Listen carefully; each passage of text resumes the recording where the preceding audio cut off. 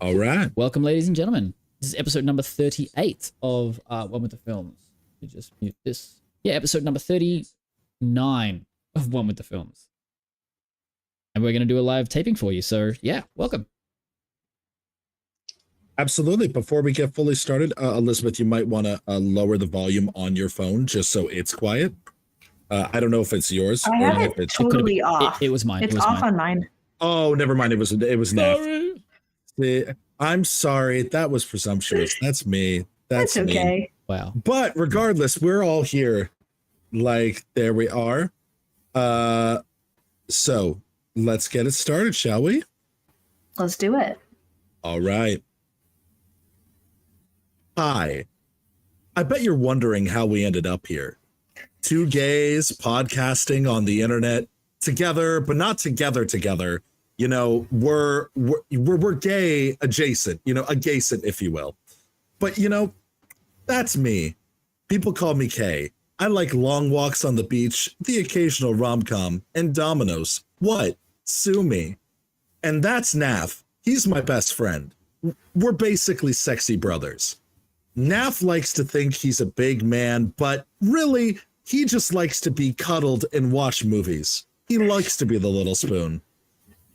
And that's Elizabeth. We met last year, but have actually become pretty great friends. Their incredible cosplay work is just something to behold, and their smile lights up the fucking room. I can't believe it's finally here, but I don't want to get too far ahead of myself. It's time to cast. Podcast, that is. All right, guys, welcome into One with the Films. We are here, and we are queer. So we're here to give you guys a big thank you guys so much for joining us, whether you're joining us live or after the fact. We're here to discuss a wonderful film. Naf, do you want to say hi to the people? Hi, people. How we doing? Well, I think that we're doing pretty well so far. We got Marley in chat and a couple of others, so it's seeming like we're going off to a rousing good start. Beautiful. I'm so glad that we're getting a chance to, get everything going there. But we are joined, right, by a phenomenal person. Like an incredible person near and dear to our hearts, somebody that's been a big part of this podcast in little ways and small ways and things there, but someone who's always been very supportive of us and really been able to have this and finally getting a chance to have you on the podcast. It's so nice to have you, Elizabeth. Yeah. Thank you for having me, friends. I'm so happy to be here and be queer. It's an honor. It's an honor to be gay with you. Listen, Thank you. that's honestly what I say to Naf like pretty much every week is just it's an honor to be gay with you.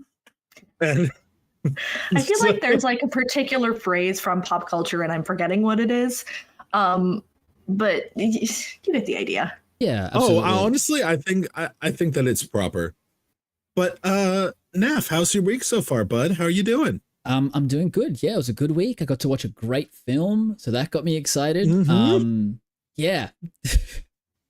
Not too much happening at all. And yeah, for listeners as well, just with these, obviously this is a live taping of the episode too, but you obviously can check the episodes out on demand anywhere you get your podcasts too. So you can find One with the Film on One with the Films on Apple, Spotify, and live and on demand on YouTube as well. And if you do stick around to the end of this episode, then we'll announce what our next film is and our next guest, so you know what you have to watch this week. And you can also follow those reveals on our Instagram page too, and on TikTok and all those places. Yeah. Absolutely. We love to play a little bit of a game. We always do a little bit of hints to see what's coming forward, and feel free to comment and have anything there. And obviously also we do post some funny, photoshops and things there. If you do, leave a comment, leave a caption, we will read those live on air. No one has dared to do it yet, so maybe you'll be the first. But nonetheless, we'll see what goes down. But Naf, that brings us obviously to our next point. Naf, what the hell are we doing? What are we doing here for? Like, why are we even here to begin? Why are we bothering these nice people on a fine Saturday/Sunday night? Yeah, well, if you've either intentionally or accidentally selected an episode of our podcast to listen to, welcome. We're doing an episode of the Weekly Watch List, which is a segment that we do on the One with the Films podcast. And if you're a long-time listener, you'll know exactly what you're in for. If you are new, welcome, as we said. on the weekly watch list, we pick a film that essentially neither one of us may have seen before. So generally what it looks like is myself recommending a film to Kay and vice versa, getting each other to watch some of our favorite films and sharing a bit of that love.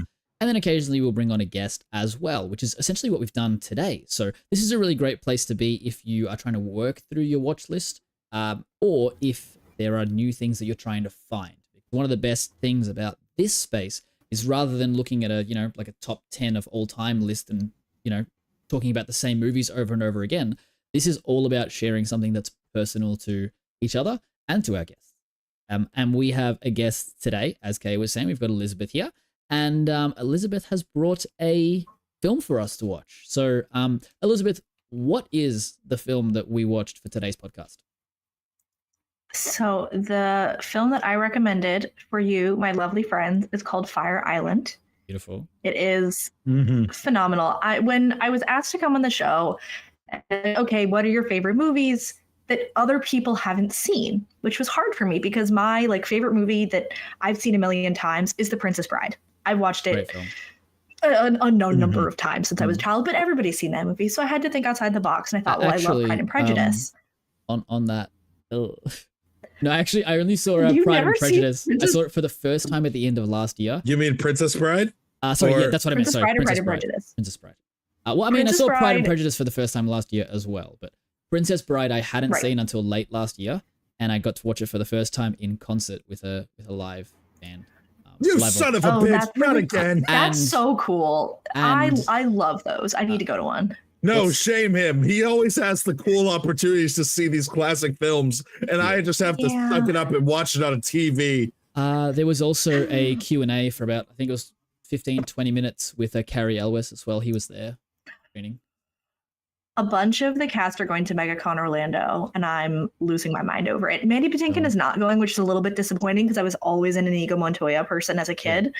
How can you he's not one of the be? only non-Star Wars Funko Pops that I own. Wow. Understandably. But anyway. He's amazing and also has a beautiful voice. Yes. Yeah. Correct. But anyway, as I so rudely interrupted, you were telling us about how The Princess Bride was one of your favorite films, but you couldn't pick it because everyone had seen it. Yep.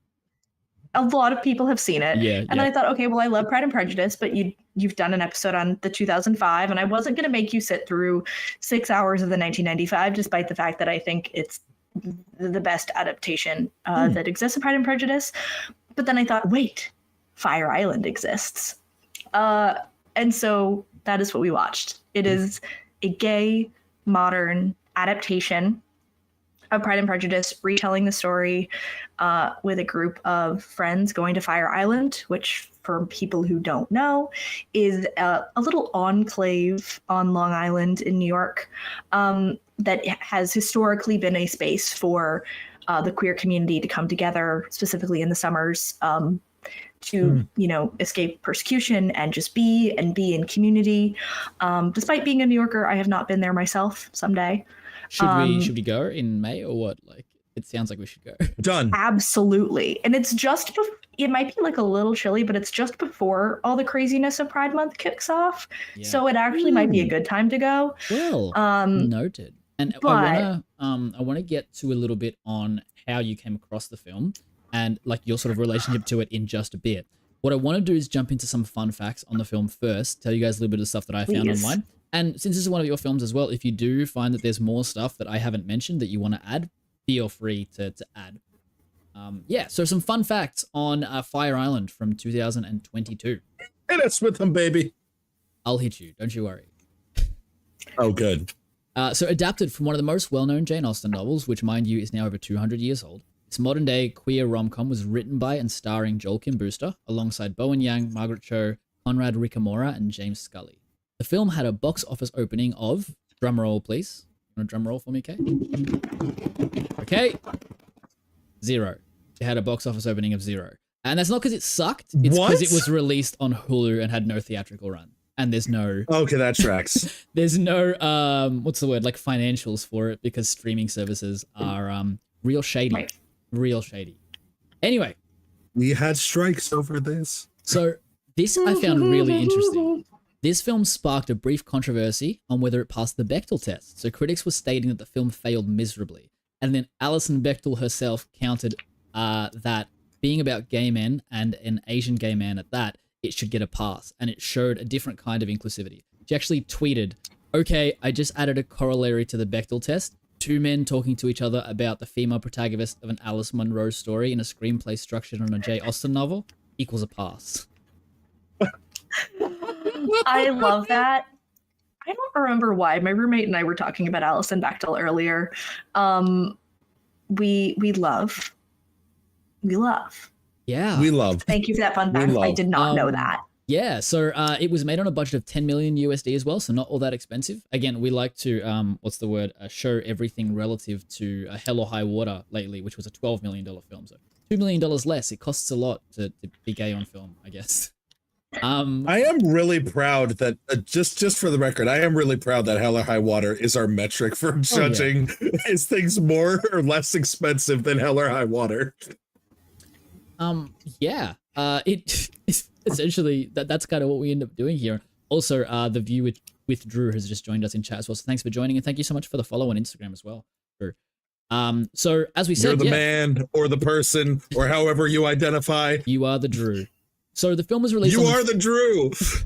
The film was released on the 3rd of June in 2022, and it has a 6.7 out of 10 on IMDb from only 13,000 reviews, and it has a 3.5 out of 5 on Letterboxd as well. It was nominated for 2 Primetime Emmys, so like best straight to streaming film and best TV, movie, or limited series. And it features an incredibly diverse cast, and as stated, features a gay Asian man in prominent lead roles, which happens very rarely, if ever, and delivers a beautiful romantic comedy for the queer community, which can be enjoyed by anyone and everyone by also exploring themes that anyone could relate to. Just keeping it inclusive and also teaching viewers a little bit more about a community that they may not be all that informed on. Also, does anyone know how much a ticket to Fire Island is? I need that for a fun fact. And a friend, right? Like you're asking for a friend? It's like, I want to know because a friend wants to purchase a ticket. That's why I don't actually have... Like for the ferry? Because I'll look it up. Like... Let's take it offline. Let's take it offline. We will figure it out. Absolutely. Yeah, you get there via ferry. That is an important plot point. Okay, but like film. ferry, like Ferry, or ferry, like Fairy, because I feel like either one could be. I was going to say both of those could work, and I boat. feel like there should be a joke about that.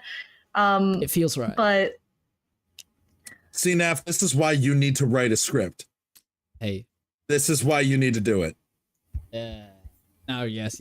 I will. Anyway, so as we're going.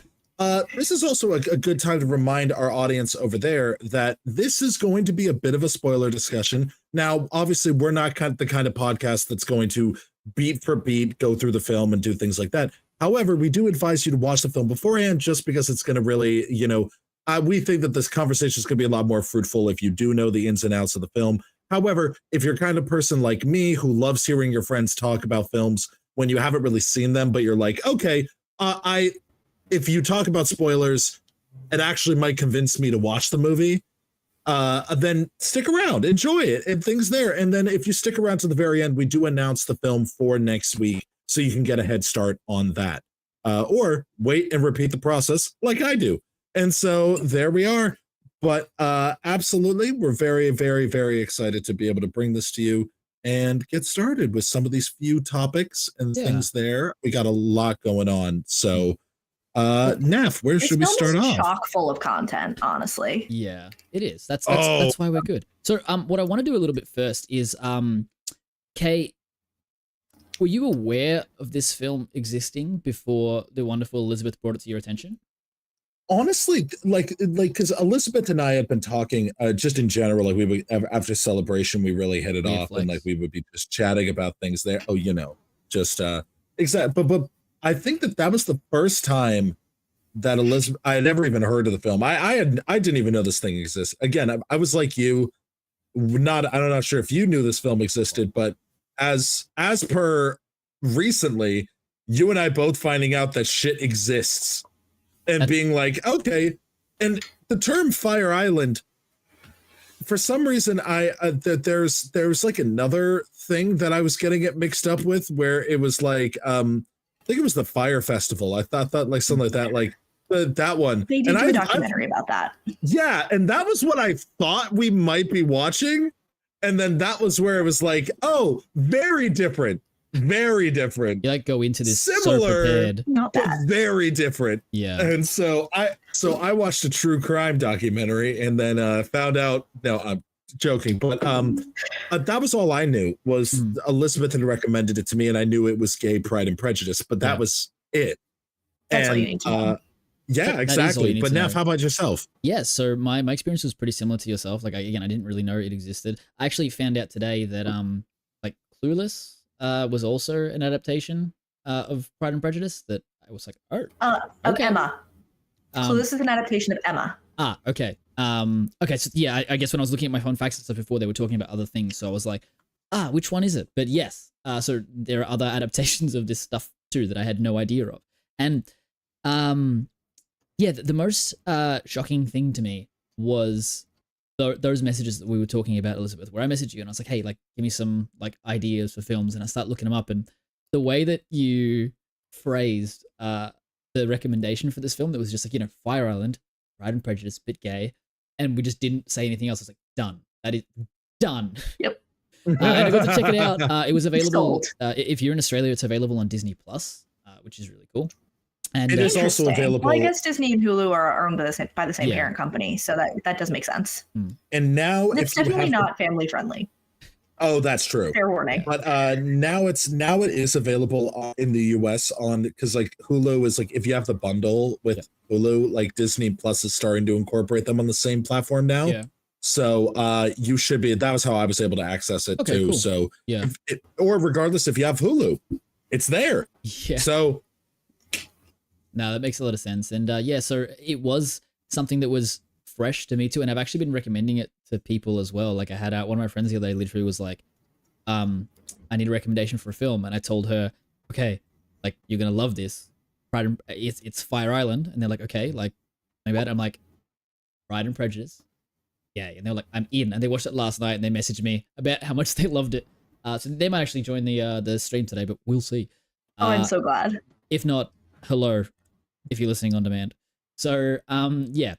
Anyway, I knew not too much about this film at all. And what I want to do before we get into some of the like topics of conversation, Elizabeth, is I want to know like what your relationship to this film is. Like, how did you come to find it? And what was your kind of experience even the first time you watched it? Yeah. I don't remember how I found it. This was only like a year and a bit ago. I know that. Why you like this? Oh no, I watched this like solidly a while ago with a roommate who we both really enjoy Jane Austen. But we watched it together and I'm like, what? Because I'm always looking for new Austen. I mean, my copy of Pride and Prejudice she's very well loved. But I was struck by just in a sense, the simplicity of the adaptation. Like it just hits all the key points so successfully, but at the same time, if you didn't really know that it was Pride and Prejudice, aside from him literally quoting the opening of Pride and Prejudice and the opening of the movie, you might not know that it's a Jane Austen adaptation, the same way you wouldn't know that Clueless is an adaptation of Emma unless you know. Which I love. I think that that's really successful and also speaks to the tropes of the movie being successful over time. But I don't remember why I first watched it, but I know that I did, and I'm like, holy cow, I love this movie. I watched it twice this week with my roommate, and I mean, the first time we watched it last week, there were certain moments where I literally was kicking my feet, giggling, having such a good time.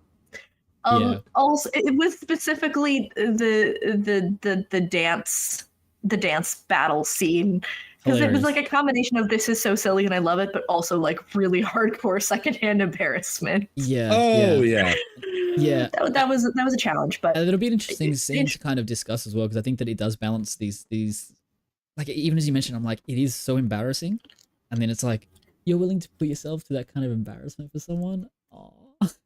Yeah. That's Also, like that, minor flex. Yeah. But the drag queen who's hosting the dance off, her name is Peppermint. She's I don't know her exact status as a competitor, but she's been on RuPaul's Drag Race. I've met her a couple times. She was in a Broadway show that I love very much. She's a lovely human being. Miss Peppermint, I love you. Head Over Heels was not the most successful Broadway musical, but goodness gracious, did I love it. Yeah. So, Yeah. Mm-hmm. Small flex. But So when you got to watch this movie, do you remember, like, was it just a click and watch and you were like, holy shit, wait, it's this? Or was it like, we're watching Fire Island tonight, which is a gay remake of Pride and Prejudice? I think I knew that it was Pride and Prejudice. I don't remember why I knew that, but I think I remember knowing going into it that this is Pride and Prejudice, and being like, okay, no, this is for me. This is awesome. It was. Oh yeah, I mean, this film seems like it was really made. Like like us having our conversation, stuff like that. This feels like something that was so up your alley. Like this was just like perfectly tailored for you.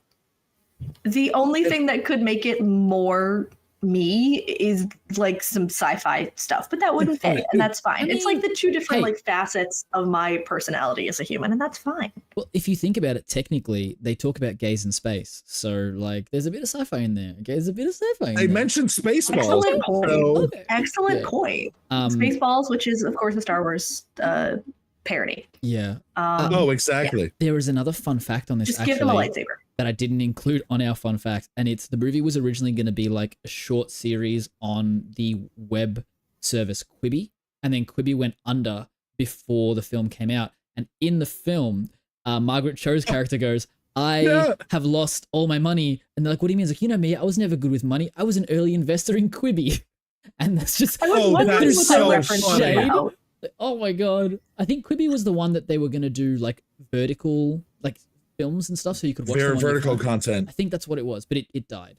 It died. Oh boy. Well, it was also just going to be in general like a different streaming service, like in general there. But yeah, it was one of those that went down like a lead balloon. Absolutely, yeah. Like, and if you want an episodic Pride and Prejudice retelling, I'll have a recommendation at the end. Oh, exactly. Nice little hook. Yeah, beautiful. Well, it's a good point to jump into our first topic of conversation, and it's around like the culture. So like we said, we've got a film that's taken a story that's existed already, and historically, it's a heterosexual story, which is like totally fine, and they've applied gay culture to it. And I think that there is a lot in this film that may be shocking to some people, but the film does a fantastic job of kind of like drip feeding bits of information like that to you, to not kind of like fully overwhelm, and also just teach a little bit. Like those kind of voiceover moments, I think help a lot in that. And I wondered, Kay, did you have anything you wanted to speak on specifically around like the culture in the film and how it's represented? Absolutely. Well, I was listening to a podcast today, and they put something similar about the concept of like, what I really love about film is that when a film is done really right, and especially a film that represents culture that an audience member may not be familiar with. Like for me, I very recently came out as bi, came out as demisexual. So like I'm learning about gay culture and becoming educated about all this stuff. But one of the things that I really have felt that kind of wasn't reflected in media was how diverse gay culture is within itself. That there is a lot of nuance to it, that there is a lot of this kind of very much not necessarily infighting, but there kind of is. There's a little bit of pettiness where these kind of gays don't get along with these kind of gays. But it's like, it's so interesting because obviously in media, a lot of times gay storytelling, because of the very nature of needing representation, has been simplified to being like man, woman like woman. Yeah. Maybe you have something in the middle, but you don't really get a lot of stories that really go beyond that. And what I really like about a film like this is it's immersed in gay culture, and it's clearly written by somebody who I assume is from the community, because it's like, and it has that nuance to it, and all the actors I believe are gay. Like I believe it's like legit representation around the board. Yeah, if they're not, they certainly. Exactly. And obviously none of us can necessarily speak to the Asian representation within the film, of which there is plenty. And I'm very interested in to hear what others have to say about that aspect in particular. If you don't hear us cover it, It's because I'm white and I'm not going to say shit about that in fear of getting canceled. And you know, yeah, I understand that. And I think that one of the things that I really appreciated about the film is that the way that it presents gay culture is just normal. Like there isn't anything that happens in the film that's shocking to anyone. Everything is just normal. And I think that's something that when you're trying to make a film that's showcasing, the lives of like certain people, it can feel like a little, what's the word? Like heavy-handed sometimes of like, hey, like, yes, that don't forget, they go into the island because of like this and this and this and this, and we need to explain. And when you have, characters from a bunch of different cultures too, and sexualities and things, often you have people who are kind of, what's the word? Not like ostracized, but they're separate from the main cast. Like, oh, in the sitcom you have the 3 friends and the gay guy. And oh man, we need to make jokes about the gay guy, but isolated is exactly the right word. And because everyone here is sort of on the same level, they're all similar people. They have like same lifestyles. The fact that you can just tell a story that is, it's like when we talk about, for example, like neurodivergent characters and go, okay, like it's not the fact that everything has to come back to remind us, hey, don't forget this character's autistic or they have ADHD. Sometimes they just exist, and the fact that the characters within this film are allowed to just exist as they are, I think is really, really beautiful. And it was it's the concept of like coding characters, like people talk about gay coded. Yeah. And I think that that's a very interesting point, because sometimes it's like, to me, I'm like, is this character gay coded, or is this just simply a well-written gay character? Yeah. And where it's like, this is just a gay character, that's just a part of it. Yeah. And because there's some where, yes, that is coded because it's not direct, but it at the same time, I'm like, I think that it's just more people approach it subtly. Yeah. I think we'll talk about the neurodivergency of Mr. Darcy later, and I think that that's a good example of that. Is like, that's not the point, but it's certainly indicated. Yeah. And so that's my thoughts on it. Elizabeth, I'm very curious about your thoughts on this, because obviously, I know that obviously we're all very passionate about the subject matter, and to see the representation be so effortless, I'm curious how you feel and how that played into the adaptation of it all.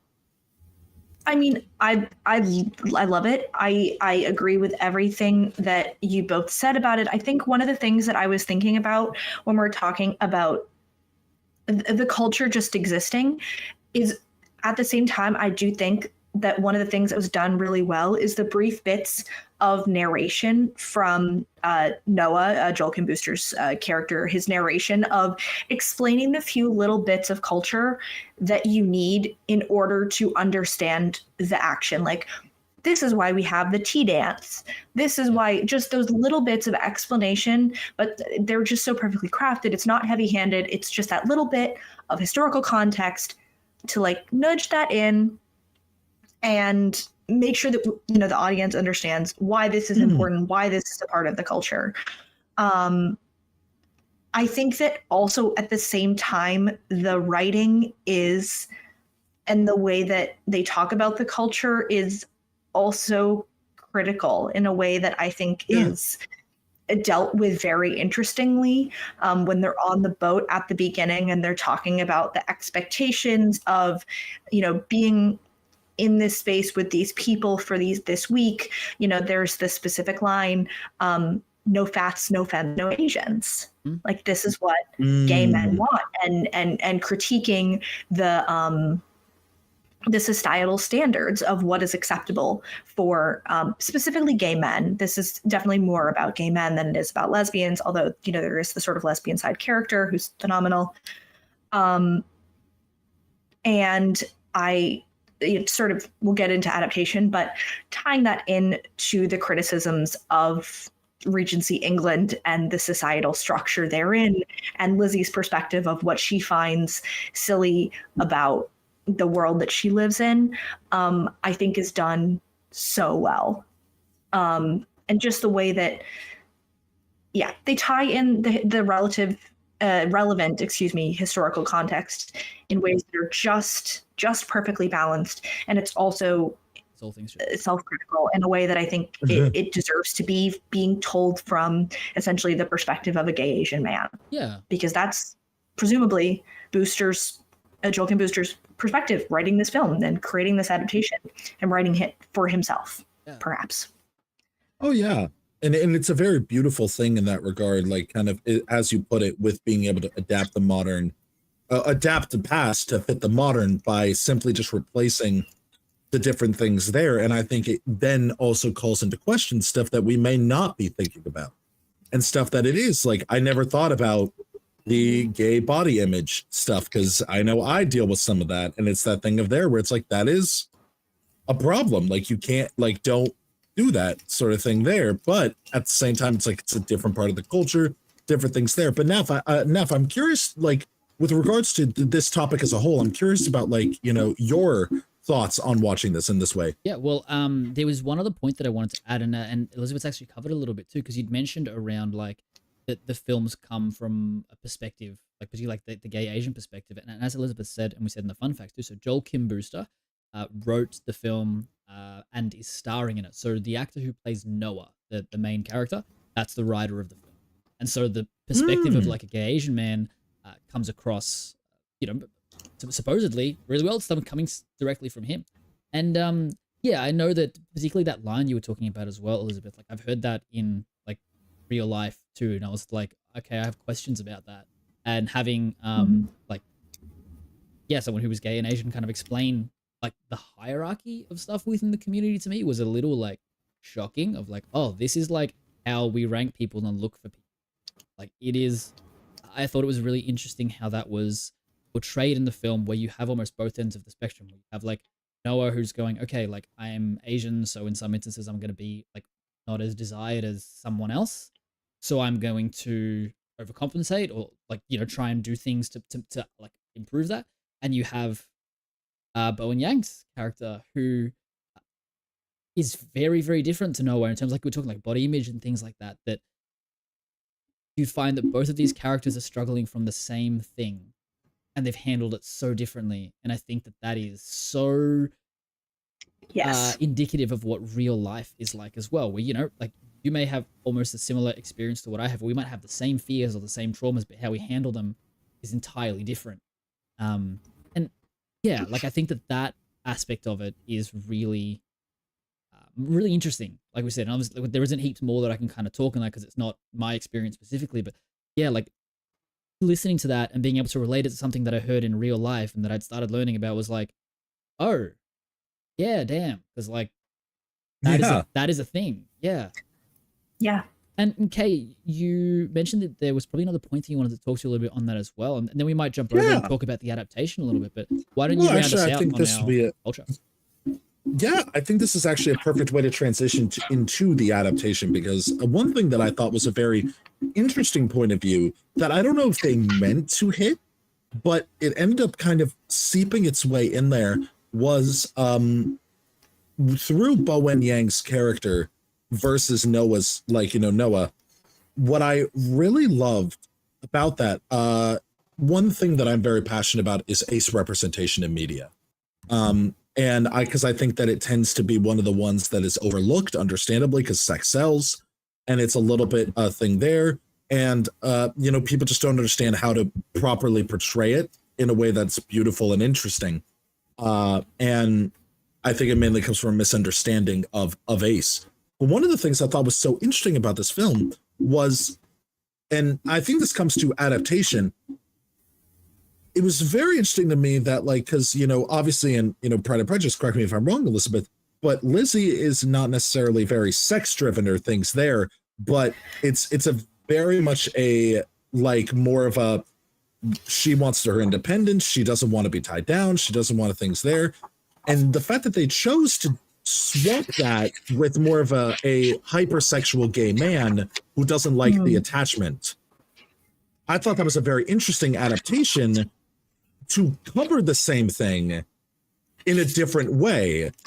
And what I really appreciated was the fact that Bowen Yang's character represented more of the aceness of love in a, like, more asexual interpretation of it. Because I personally related more with that, where I'm less interested in having like just, go out and having sex. I want to get to know people. I really want to understand who they are. And I would much rather have we just talked all night and did a puzzle. Yeah. I'm fine with that. Like, that's a beautiful thing. Like I'll sue you if you want to go and, fuck your brains out the first night. But I'm like, to me, I'm like, I think that there's a beauty to getting to know people in that instance. And that's just something that I thought was a very particular thing that I don't know if they meant to do it, but it felt like they were kind of representing those different things in a way that very similar to a project I'm working on in my own right, that I love seeing that sort of represented. And at first I was worried, are you shaming Bowen Yang for not wanting sex? Which I do think there is a little bit of that. However, I think that the film does a great job of painting Noah as not being correct. Yes. Yeah, I think that's I think that that's why I am okay with it. And I think actually that's why I think it's actually good representation of aceness in that regard. Yeah. I was trying to find a quote. I don't remember if it's from the book or if I'm remembering it in my mind as being particularly from the 1995 Pride and Prejudice adaptation. But Lizzie says something, I don't remember if it's a direct quote from the book, but she says, like, only the deepest love will induce me to matrimony. She's only in it. Her only interest in getting married is she wants a love match. She's not going to do it just for material reasons. And I do love Bowen's character Howie, in the moment where they're on the roof and Noah's all like, I just want you to get laid and have a good time and go out. And Howie's like, I want the romance. I want the guy standing under my window with a boombox. And I love that dichotomy between the two of them. But I also, I find it a bit of a funny departure from the source material. Yeah. I do love the different representation, essentially what everybody's going to be different in what they're looking for out of a relationship. And I do think it's interesting in the context of this film of that, the Jane character is, obviously Jane's romantic, she very quickly sets up a, romantic emotional interest with someone.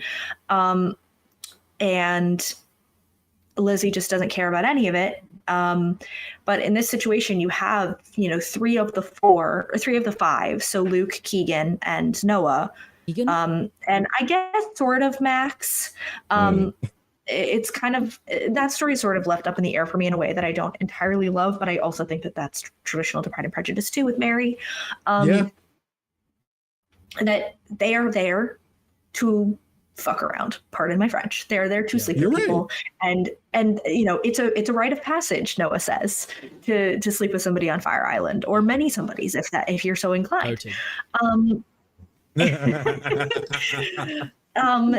And seeing Howie as the one set aside and sort of seeing the world kind of differently than Noah does, I just think it's an interesting way of reassessing the story.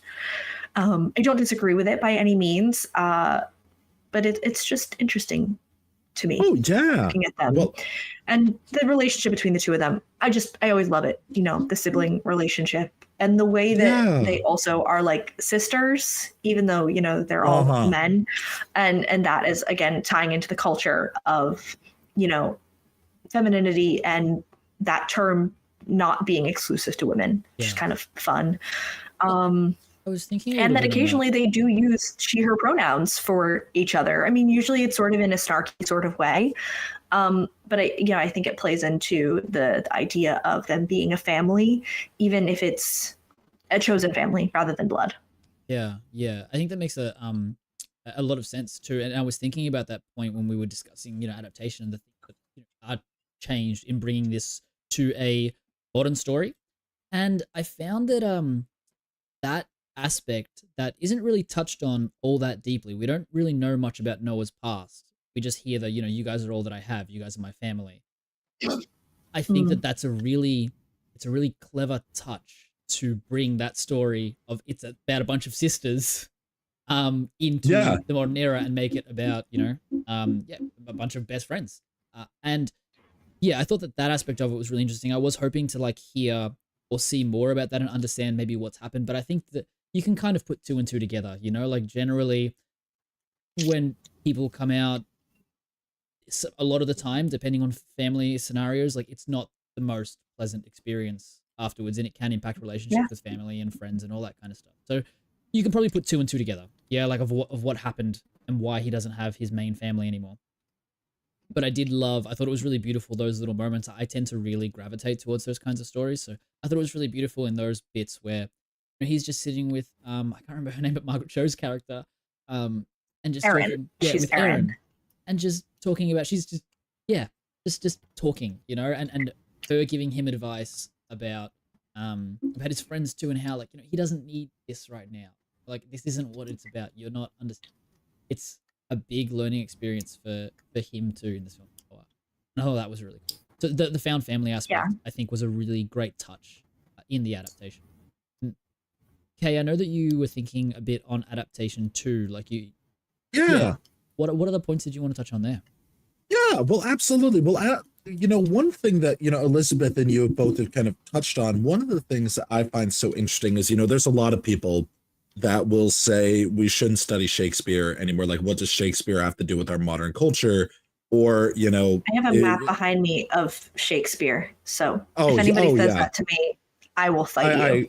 I agree. And you know, here's the thing. I think a lot of times it's how stuff is taught, right? Like, it's kind of the idea of, like, even Greek mythology and things there. Like, to me, you see it countlessly in media when people retell a story, and, you know, people are always like, oh, don't remake this, don't do these things there. Some stories really continue to be relevant. And why shouldn't we limit ourselves? Why do we limit ourselves to only coming up with new things when sometimes going back into the past and trying something and seeing there is something here to be mined, to be dealt with and applied. And as Naf, you were saying, I think that there are certain things when you adapt and you are able to truly understand, you know, what it is that you're adapting.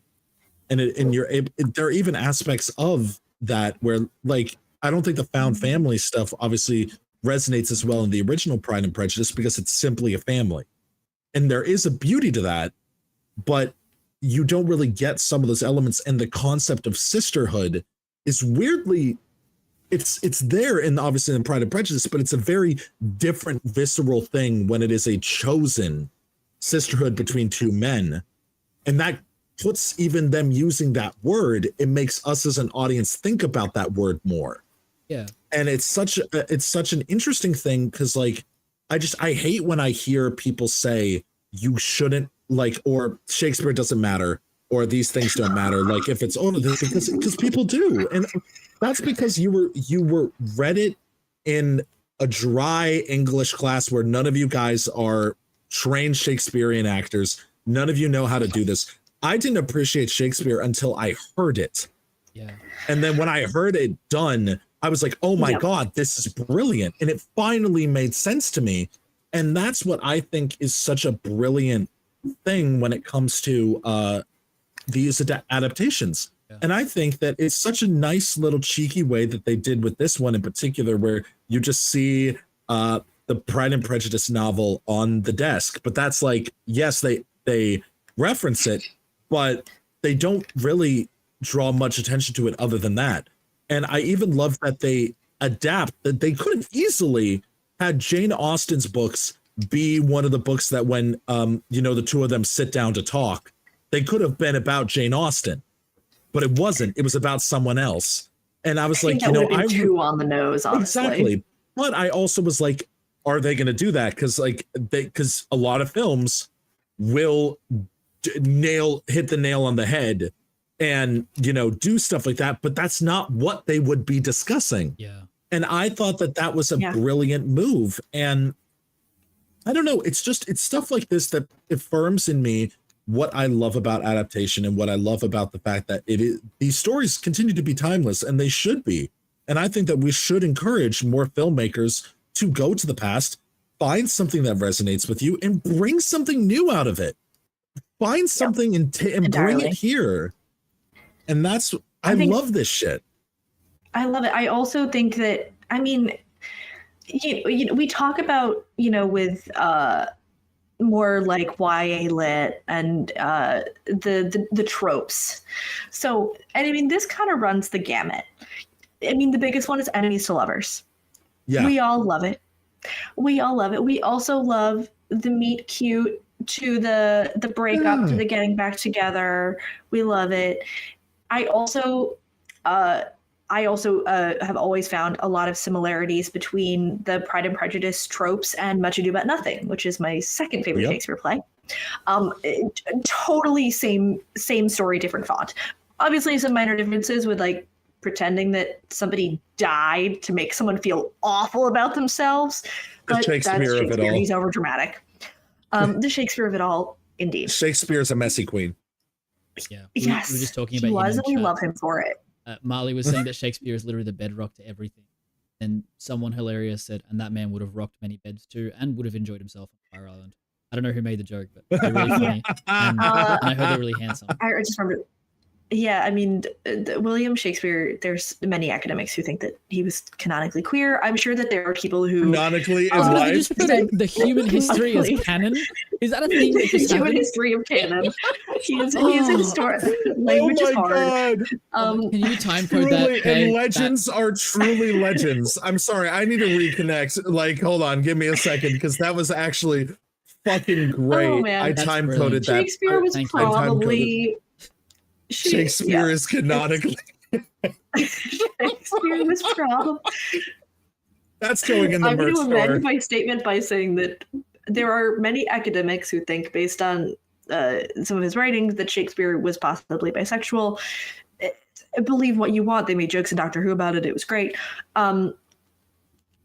There are, I think, also very possibly some people that think that Jane Austen might have been gay. I'm not going to get too far into it. I don't know what is and what isn't Shakespeare canon. Chase asks. This is important questions.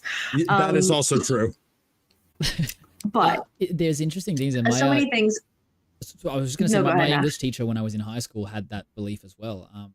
I remember him saying, like just if you guys think about it, back in those times, women also weren't allowed to be on the stage playing characters, so the men would dress up as the female characters to play. And he's like, when he's writing these feelings, is he writing it for the characters? Is he writing it for the people that he's going to see? And I was like, that is an interesting thought experiment, please. Yeah, but sorry to interrupt. It also adds an extra layer when with the cross-dressing plays.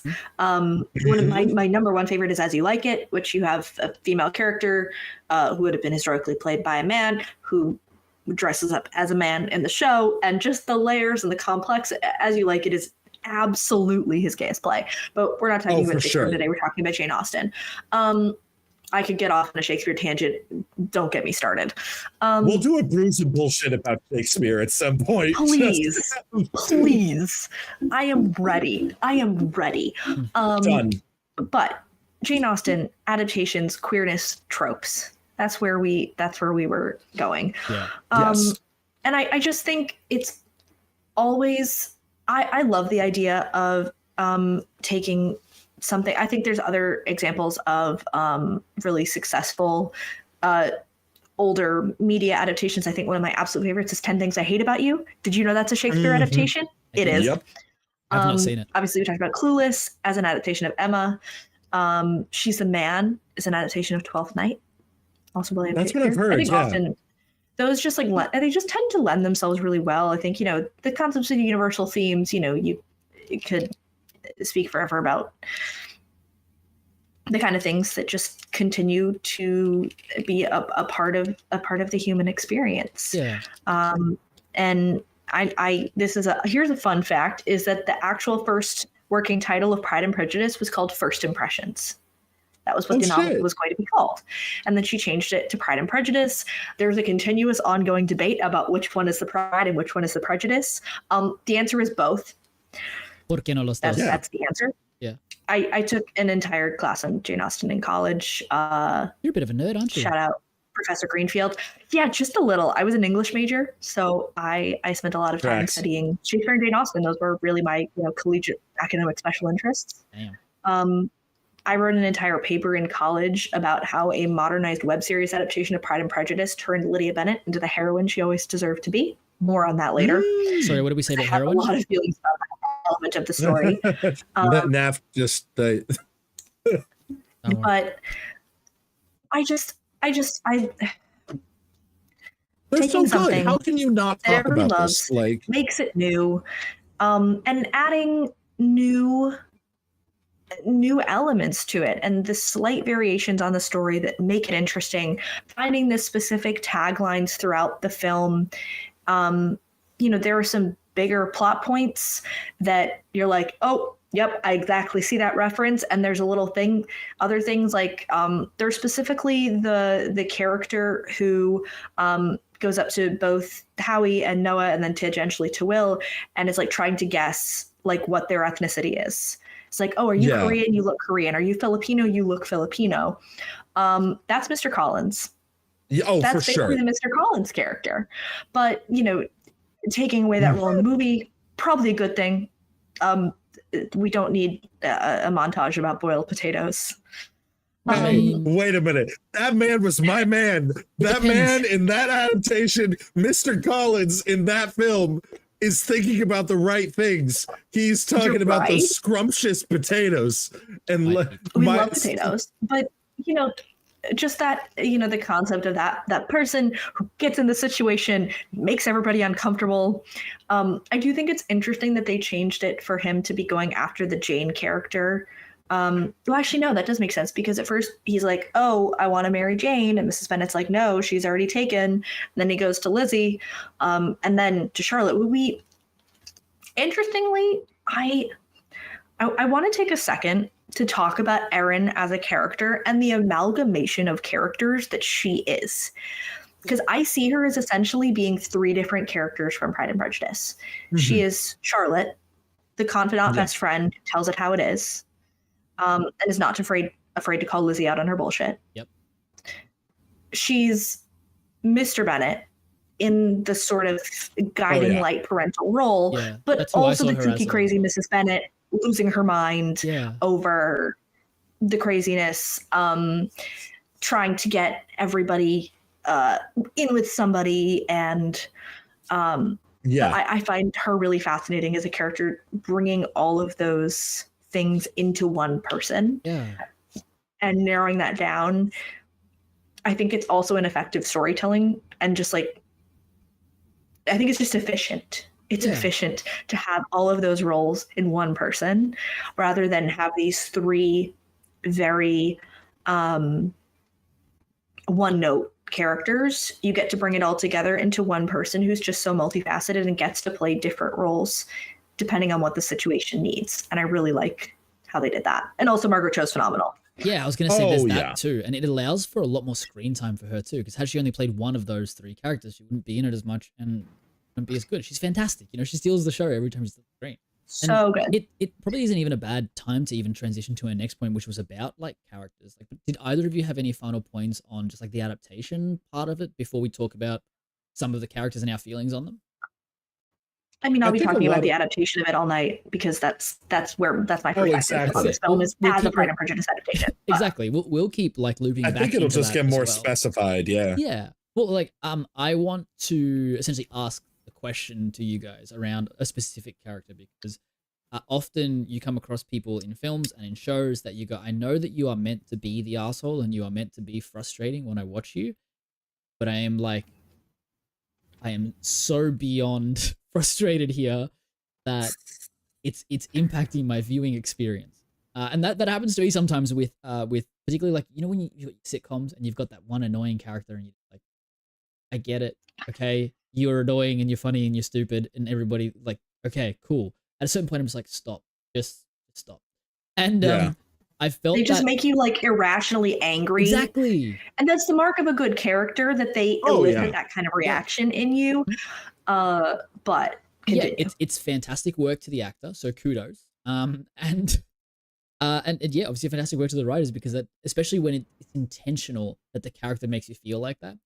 For me, that character was Cooper in this film, who is friends with Charlie, who's the main love interest, and Will, who's Noah's main love interest. He's like he does not think that either of these people should end up with them. And every single time he's on screen, it's how dead he is behind the eyes, and the smile, which like it looks like a character who's had like their teeth like replaced with fake ones. What do you call them? Veneers. It's like he's got a fresh set of veneers and his fake tan, and he's always like, "Hi, what are you doing?" And I'm like, stop. And Leave my boys alone. He's so aggressively fake. Yes, that's it. Yes. And that really frustrates me. Yeah, like you can tell that the smile does not reach the eyes, and I think all of us as neurodivergent people have had to pay so much attention to people's social cues and what are they giving off in this moment. It's easier with him because it's so overt. Yeah. But yeah, Nick Adams is the tough. actor playing Cooper. He's primarily a theater guy, and he's very talented, very, very nice singing voice. But he fucking nailed it. Angry.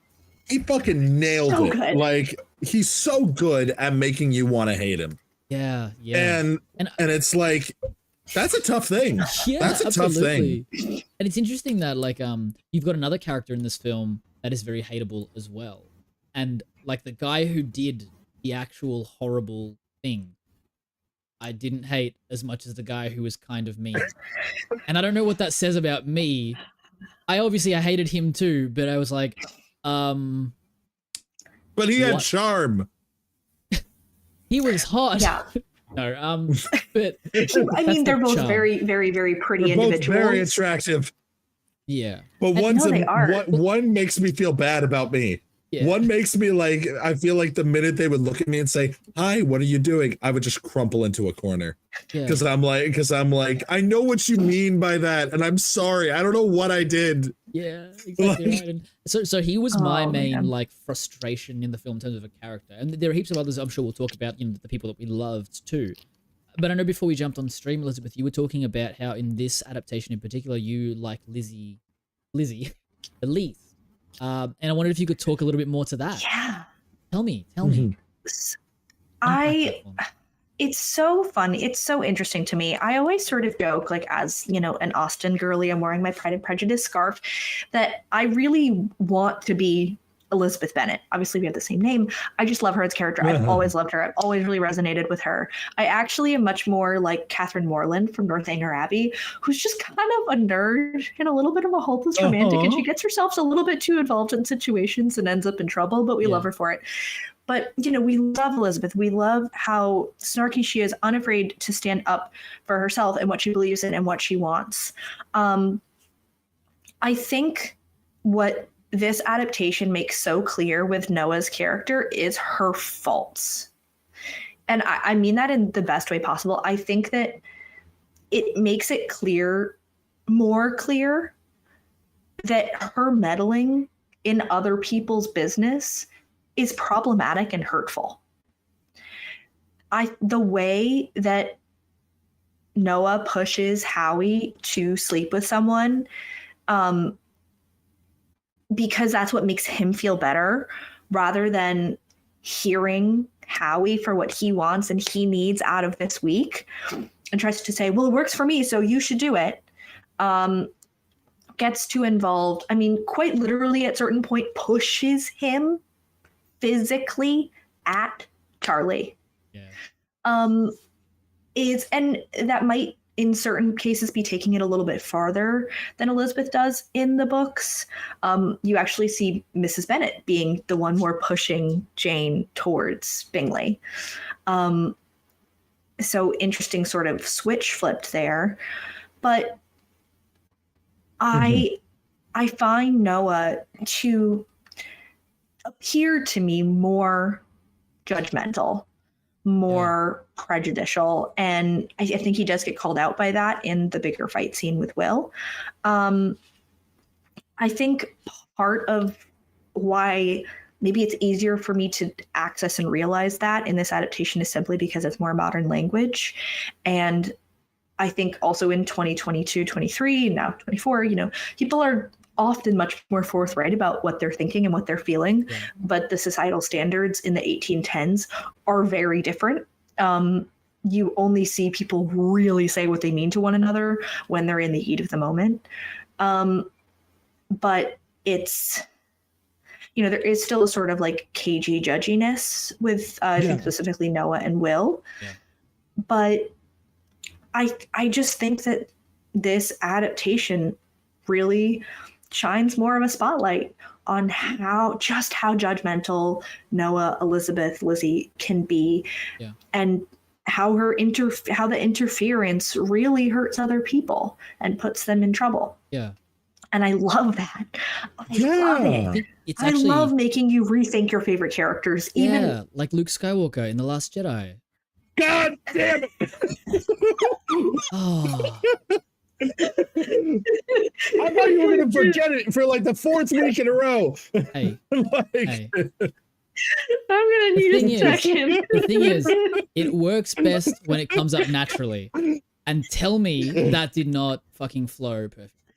You can do it. I actually was going to, because I was like, that actually is a great point that people didn't like. Yep. I was actually going to, against my will, bring up The Last Jedi, because that is such a great relevant point to why people don't want to fucking accept Luke Skywalker's, because it makes them reconsider that maybe someone can still fall even when they've had their character growth. Yeah. That people maybe can your fate is problematic. And that's okay. And maybe that burden on your weight on your shoulder is anxiety inducing. And we want to ignore that and think it's normal, when it's like, no, you can still fail. Yeah. It's gonna happen. And I don't know. Yeah, no, I think this is obviously your favorite thing, so I want you to be able to talk about it. Particularly, like, I think that what made the connection for me was Elizabeth talking not just about that aspect of it, shining a light on their kind of dark, like, what's the word? Like traits, I suppose. But particularly that Elizabeth mentioned that they wanted to be Elizabeth in the film. They wanted to be Lizzie. And it's like, I feel like that was a connection that a lot of people have to like Luke Skywalker as a character. Like, he is an audience insert, he doesn't have a lot going for him because he's just us. And we all want to be him. And then when we've been for potentially for some people up to, what is it? Like 30, 35, 40 years going, yes, that's me. And then you see a film where he's flawed. Sometimes, and again, discuss this with your therapist. Yeah, not in the comment section on the TikTok video. But sometimes we need to recognize that I'm feeling a little hurt by this because it feels like you're telling me that I failed, not the character, because I am him. And that can be really tough for people, like it can be really tough. It's like when you like something a lot and you show it to someone and they don't like it. And then it's like, oh, am I stupid for liking it? Yeah, exactly. And so, yeah, in it's that like sense, Kate with the Bad Batch. You exactly heard what right. I said. Yeah. And like, but exactly. Yeah, so I think that's really interesting. And one of the things that I liked about it too is it I don't know if it's because I did recognize that. I remember watching Pride and Prejudice and parts of me thinking like, I feel like Lizzie's in the wrong sometimes, but I feel like I gave her a pass a lot of the time. Yeah. And I didn't really like question her on it in the film. I was like, Mr. Bennett, it's you're the problem. Then I was like, oh no, like this is just like a gross misunderstanding. But it also felt like in Pride and Prejudice, particularly the one that we watched, the 2005 adaptation, it felt like often these characters are having conversations with everyone else about each other and not just communicating to one another, and also not talking a lot about their feelings even with the other people. Like, if I recall correctly, like you've got people like, this is my best friend or my sister, and like I don't like him. It's stupid. You do. You're lying to yourself and to your like best friend and your sister and stuff. And in this film, it feels like there's a lot less of that, like hiding of that. You've got people coming straight at one another and going, fuck you. Do not be like that. You're a bad person. Like, and it's been a while since I've seen the Pride and Prejudice film that we saw as well. So feel free to add in any other points there if you guys have seen it. Like, I don't necessarily recall a scene where somebody's sitting with Lizzie and going like, Like, you fucked up here with your friend, and like you're not giving your friend what they need, and you're actually being kind of an asshole. Yeah, like go and look after your friend. Well, and to your point, Nathan, I'm going to bring up this because I think it's perfect to tailor or like compare, because how I felt about Lizzie was very much tied into how I felt about Bowen Yang as Jane. Yeah. Because the thing about it is 10 out of 10 no notes. But Bowen was incredible in this. Yeah. Like in phenomenal. But I felt like, because typically in like the Keira Knightley version, Keira Knightley is the soul of that movie. Yeah. That's what I thought was very interesting, because in that one you're like, oh my God, maybe it's because how they filmed it, how they feel this. I am so on board with Lizzie throughout that entire movie. Yeah, maybe there are things where I'm like, okay, you kind of jumped the gun on that. But as you said, Naf, it's like, I'll give you the pass. Yeah. But that was because I really didn't give a shit about Rosamund Pike's character in that movie. I was like, okay, cool. It's probably all going to work out for you, but go back to like Matthew McFadden. Like, you're kind of more interested in that storyline. With this one, Bowen was Jane, to me, was the heart of this film, which allowed Lizzie, in this case, Noah, to be more controversial. Yeah. Because he wasn't having to bear the emotional weight of the audience of connecting. Because he could be a lot more of that morally gray character. It's similar to in like Breaking Bad or Better Call Saul, where Breaking Bad, Jesse Pinkman becomes the audience grounding point of the person who actually has their morals on a generally well-rounded basis, that understands what they're doing is wrong. Yeah. And has the natural feelings that would come from doing something wrong, like the guilt, the pain. As we see Walter White just completely break bad, you kind of see that with by Jesse allowing him to be that audience kind of viewing into this. It allows Walter White to become more hateable. Yeah. Because you're not being like, oh my God, I hate everybody now, and why do I watch the show? It's because you are able to then critique that character. It was like Kim kind of filled a similar role in Better Call Saul until she had her turn. Yeah. But I totally my get that. feeling, but yeah, like my feeling with this one is similar when you're having Bowen do that and really bring out that, the parts of Lizzie, because you're actually able to hear, because and maybe it was just the Ace portion that I really resonated with, that I was like, Lizzie, just because you want to go and fuck everybody doesn't mean that he wants to. And that was like that was the first time I was able to really add that undertone to it, because it's mentioned in like, Pride and Prejudice, but because everything is kind of higher class and a little bit more romantic, I think it reads less as, and also it's Regency England. You can't talk about sex. Exactly. You can't do that. Yeah. And you can't identify the difference there. Like, it's kind of, and also you have a lot of more of the political angle as well, like to consider in that one there. This, it felt like the core aspects of that really fell into place. And I think that that's why you're able to have a different Lizzie, because you have a different Jane. Yeah. And that's like a thing there that allows when it gets to the point of Jane getting, like the whole, I want somebody to come and stop me, on the trip. Like, that's why that scene resonates a hell lot more than in Pride and Prejudice when, she gets proposed to. Yeah. Like, right. To me, I think that that's why. And also it's hilarious to have the scene where it's like, I love you. Whoa. Okay, back it up. That was one of the best lines in the whole thing. It was just such a funny, but that's just my opinion. But phenomenal. One of the things we haven't really talked about that I know, Elizabeth, you really want to bring up, and I think that we all are very interested in talking about, is talking about the Mr. Darcy of this. And what was actually one of the best ways that autism has ever been portrayed casually in a character And I think really getting to the core of this, but Elizabeth, you really wanted to bring that up and really want to talk about that there. Yeah. I mean, I'm trying to like go back to my notebook. I mean, I think generally Mr. Darcy as a character from Pride and Prejudice and in every adaptation ever is always going to feel very autistic. And if it doesn't, there's something's a lot wrong. there. Yeah.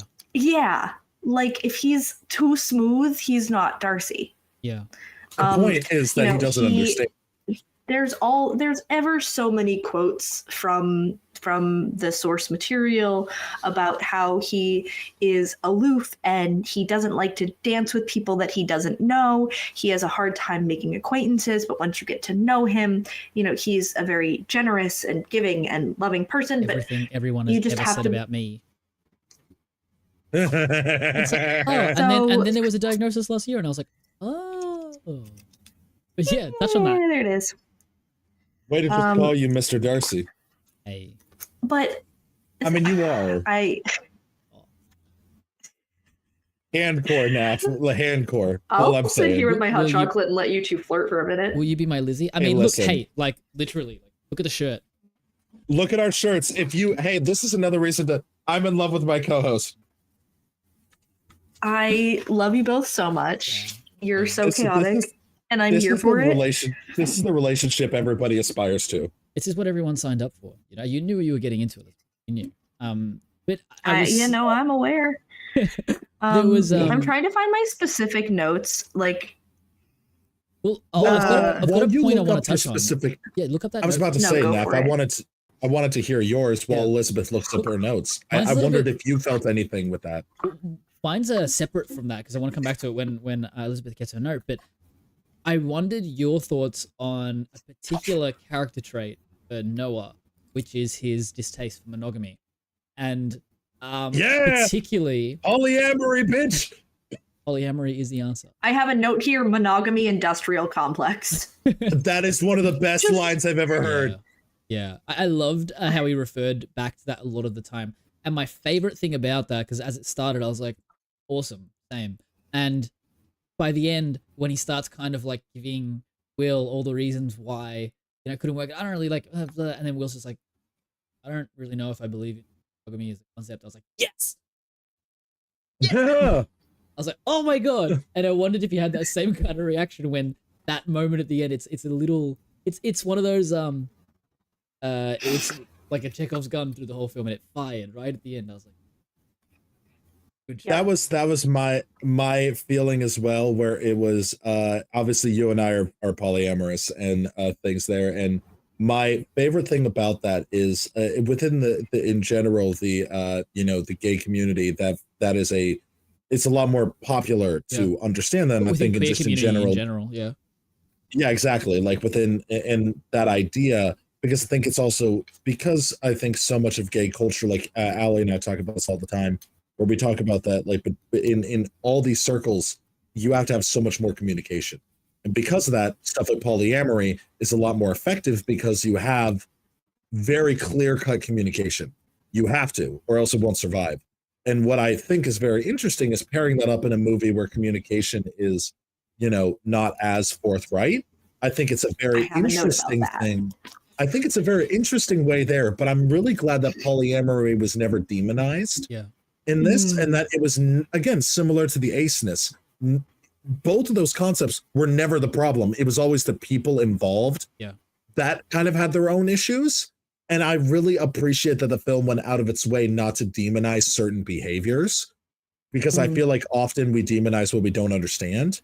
And I like that this film clearly understands these things. Yeah. But I find that things like that. I'm reaching, or I'm kind of seeking a piece of media that like represents characters like that a little more. Like I haven't seen much on it. And so if anybody does have recommendations on like either series or film that like talk about characters that are, whether they're in the queer community or not, but like polyamory is like, I feel like, man, it feels so rich for content to like talk about. Like deep character development and conversations that come up there. It just feels like important, and I've not seen much that kind of touches on that. But How did you go finding your notes there, Liz? Yeah, so I have just like a couple of thoughts before I get into my Please. big thing. I do have a note specifically what we're talking about communication and the like how essential communication is, and obviously, and the specific note I have is about the moment where Noah's phone goes in the pool, and the just inherent communication breakdown that happens in that exact moment, and the way that that influences. Like, that's just such a small plot point that influences literally everything else happening exactly the way it has to, especially to connect it to the source material. Yeah. Howie never comes home, so Noah has to go find him, go to the house, going to You're right. to Netherfield, to retrieve the sick sibling. Yeah. That's one. The letter. Yes. I can't text the you, letter so was I'll the write one you a that just- letter. Yeah. That was a big one. People getting lost, leading to, leaving miscommunication. I think that was such a, like, just a small, lovely little storytelling bit that I think that if you hadn't done that, and Noah had a phone, it would have been a massive plot hole. Yeah. Well, But just that one little thing. Oh, well, don't have a phone. And if I may, Elizabeth, before like just a quick little insert with that. Like, it's so funny because so many horror movie directors will talk about that now, where they're like, you cannot place a horror movie in the 2020s because everybody has a phone.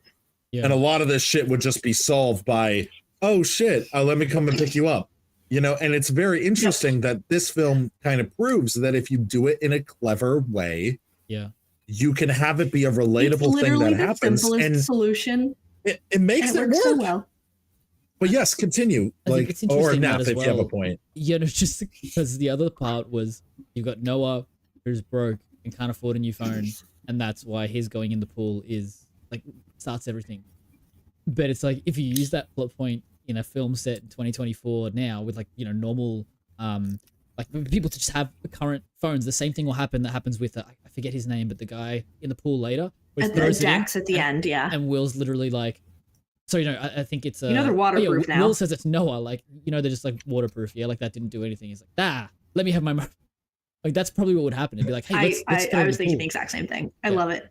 So you'll have someone on TikTok it's the little things. Yeah, like you will have someone on there going, actually, they dropped his like Samsung Galaxy S24 in the pool, and that's actually an IP68 dust and water resistance, which means it can be underwater for 30 minutes. Okay, can you tell that he works at a like goddamn like Australian Verizon? That is a plot. I love it. Just saying. I mean, would it have been slightly more dramatic if he'd like broken it in half? Maybe. Oh yeah. And but could he have done it with I love that little, but muscles? I love the callback. Absolutely. Mm-hmm. But I love that it's a callback to the beginning of the phone. At the beginning of the film, throwing the phone in the pool. For sure. But I think also on the topic of communication and on the topic of autism, Darcy exists. Will exists. Yes. And do I think that either Conrad Ricamora or Joel Kim Booster, any of the people, were specifically trying to play this character as autistic? Not necessarily. Do I think it came off that way? Absolutely. Sure. Because my roommate and I, both of us are autistic, and we're like, autism.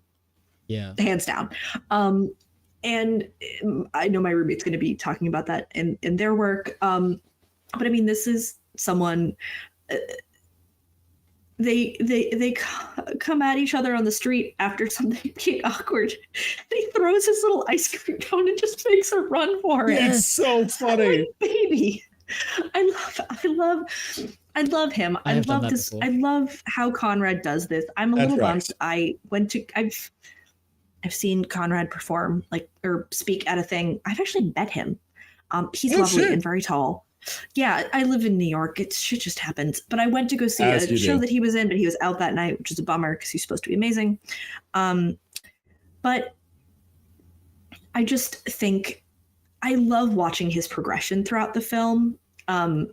and I mean generally with any of the like Mr. Darcy characters that, you know, start off very reserved, not smiling, Mr. Grumpy Pants. I don't talk to people. I'm awkward. I say mean, awkward things. And then watching them, you know, get more comfortable with people, open up, watching him crack a smile, getting to the dance off scene. I love the progression.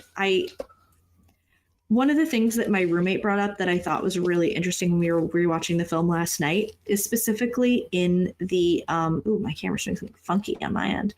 Sorry, that's my bad. I accidentally pressed the button. No, you're right. In the love confession scene, the rain scene, whatever you want to call it, when Noah calls Will out for saying something nasty, which I think in this particular adaptation is, let me see the exact note. He's not hot enough to be that annoying, which, did I tab the original page? Yes, I absolutely did.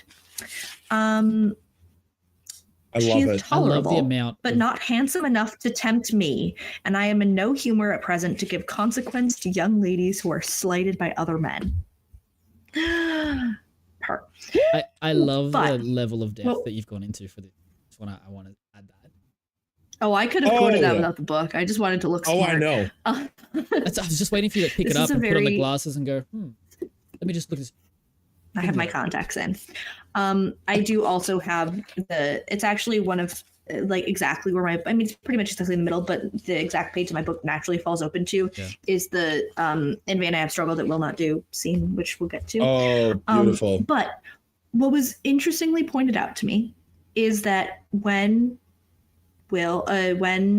Noah calls out Will for saying, you know, he's not hot enough to be that annoying, that Will's first response is, did Charlie tell you?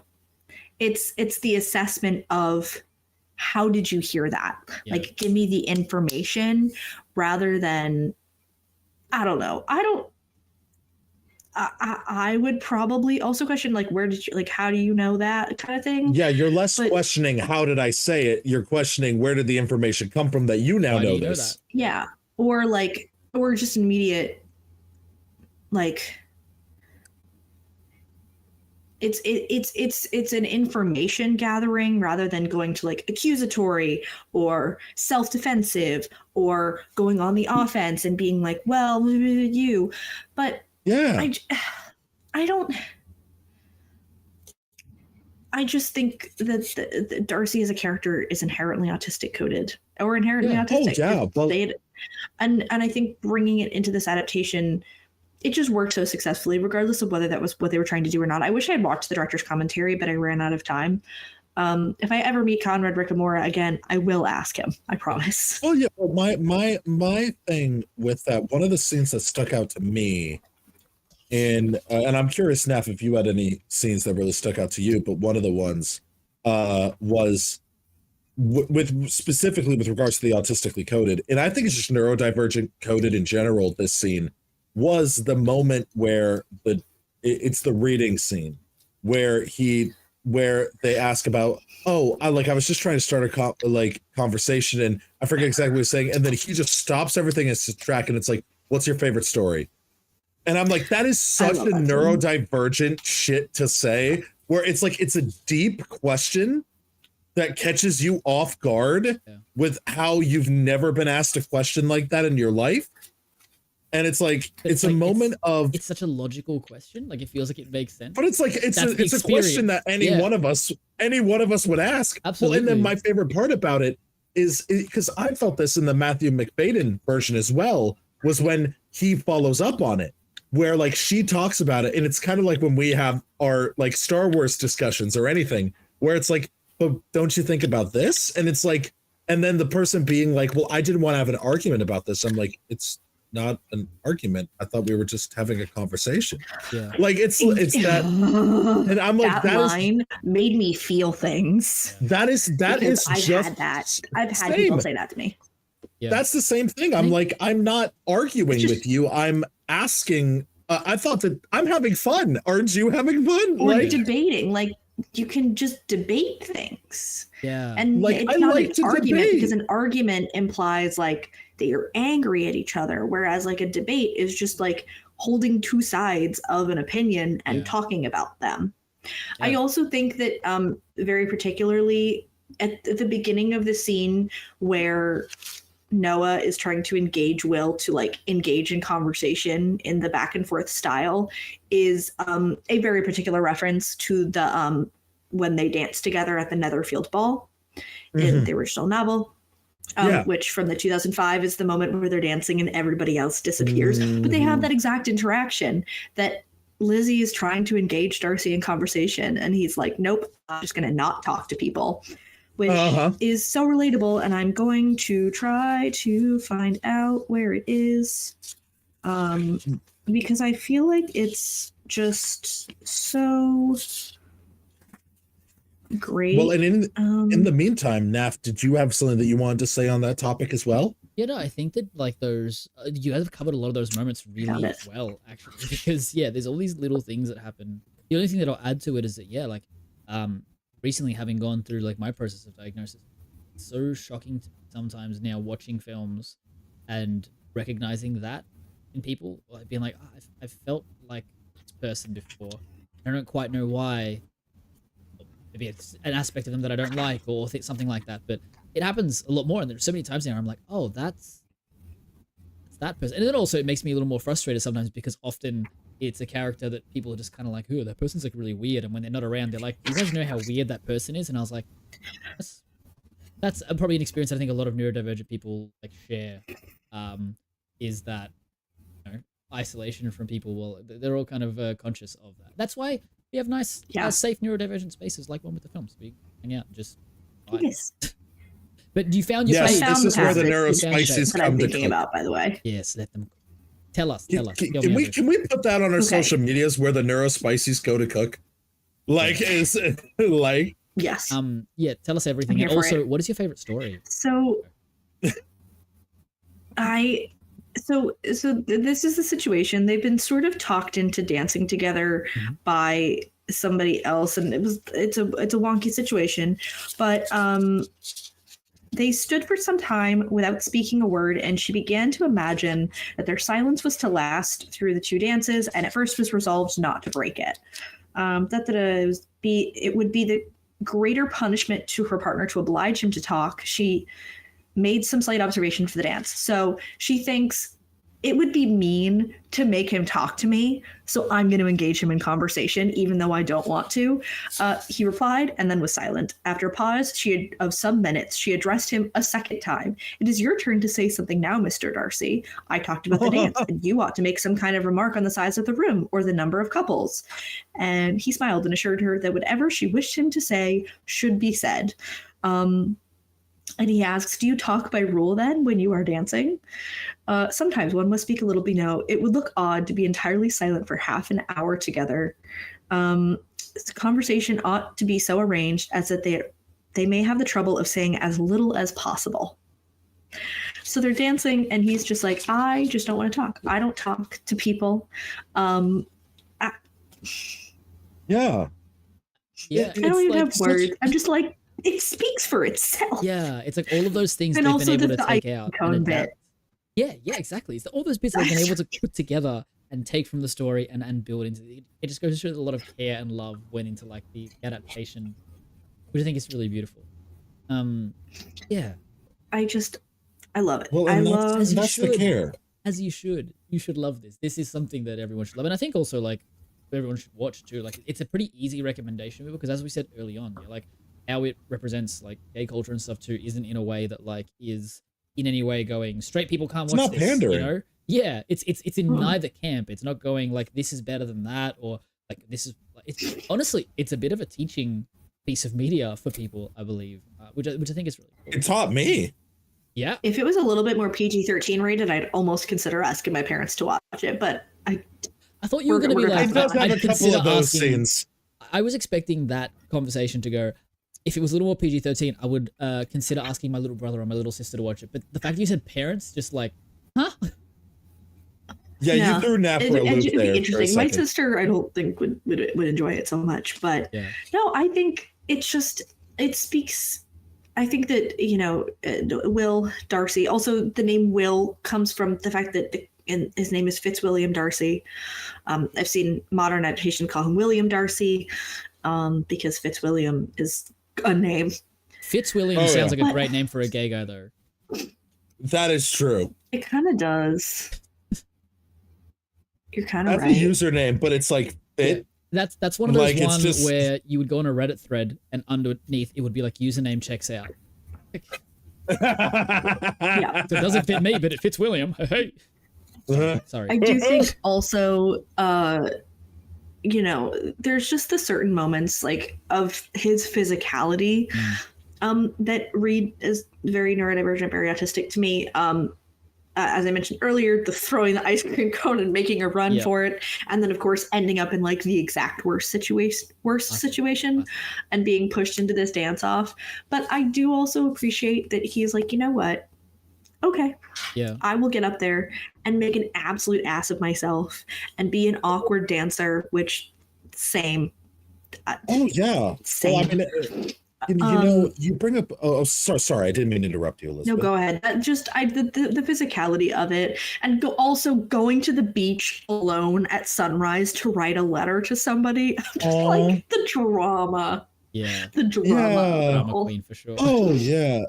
Well, and as you're saying, like one of the things that I've always heard about Pride and Prejudice, whatever adaptation, and even I believe Jane Austen had said something akin to this when she wrote it, when people would ask her about like who'd you base Mr. Darcy on or things like that. I believe she said something, I could be wrong about this, but I believe she said something akin to there is no Mr. Darcy because Mr. Darcy can never exist.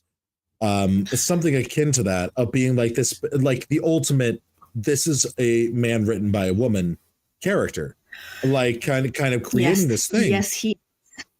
But the thing about it is, what I love about this adaptation, and the more we come to understand this stuff, a lot of Mr. Darcys exist in my experience. Like that, a lot of Mr. Darcys do exist. They just tend to exist in queer and neurodivergent spaces that at the time of Jane Austen's writing didn't exist. Yeah, like there was it was just, oh, you're quirky. Yeah, like and things there, and it's like. Sorry. Do you know what I mean? That like, yeah. Well, no, go ahead, Naf. Like that was kind of like, I just think it's really interesting that we have evolved as a society that I think that we're allowing more and more Mr. Darcys to exist. Absolutely, yeah. And I think like I'll make this point and then we'll kind of like wrap around and start wrapping up a little bit too. But I was thinking on that because it was a conversation I was having like yesterday about like with a friend that was actually a little bit older as well. So I'm sitting here and I'm explaining some of the differences around. A lot of people are being diagnosed with ADHD, and a lot of people are coming out as trans or queer or bi or poly or all of these kinds of things that just seem like it's everywhere right now. And it's like one of the big things that we need to do is recognize that the social, like how different society is now, and how often, and again, what the experience that a lot of people go through when they go through an ADHD or an autism diagnosis is the process of like unmasking and actually figuring like, okay, who actually am I? Because all I've done, every time I've tried to exert my personality to someone throughout my whole life, it's been shut down. And so I've hidden that part off. So as I kind of reconnect with that, who am I going to become? And I think that goes to show that back in the day when Jane Austen wrote it, that, yeah, this is a thing that is a potential, it could be, but it doesn't exist. That makes sense, because for the people that were even trans or queer or any kind of neurodivergent back then, whatever aspect of that would have been beaten out of them, either socially or potentially physically, so they'd be masking that. So it makes so much sense that in her experience that she wouldn't come across that.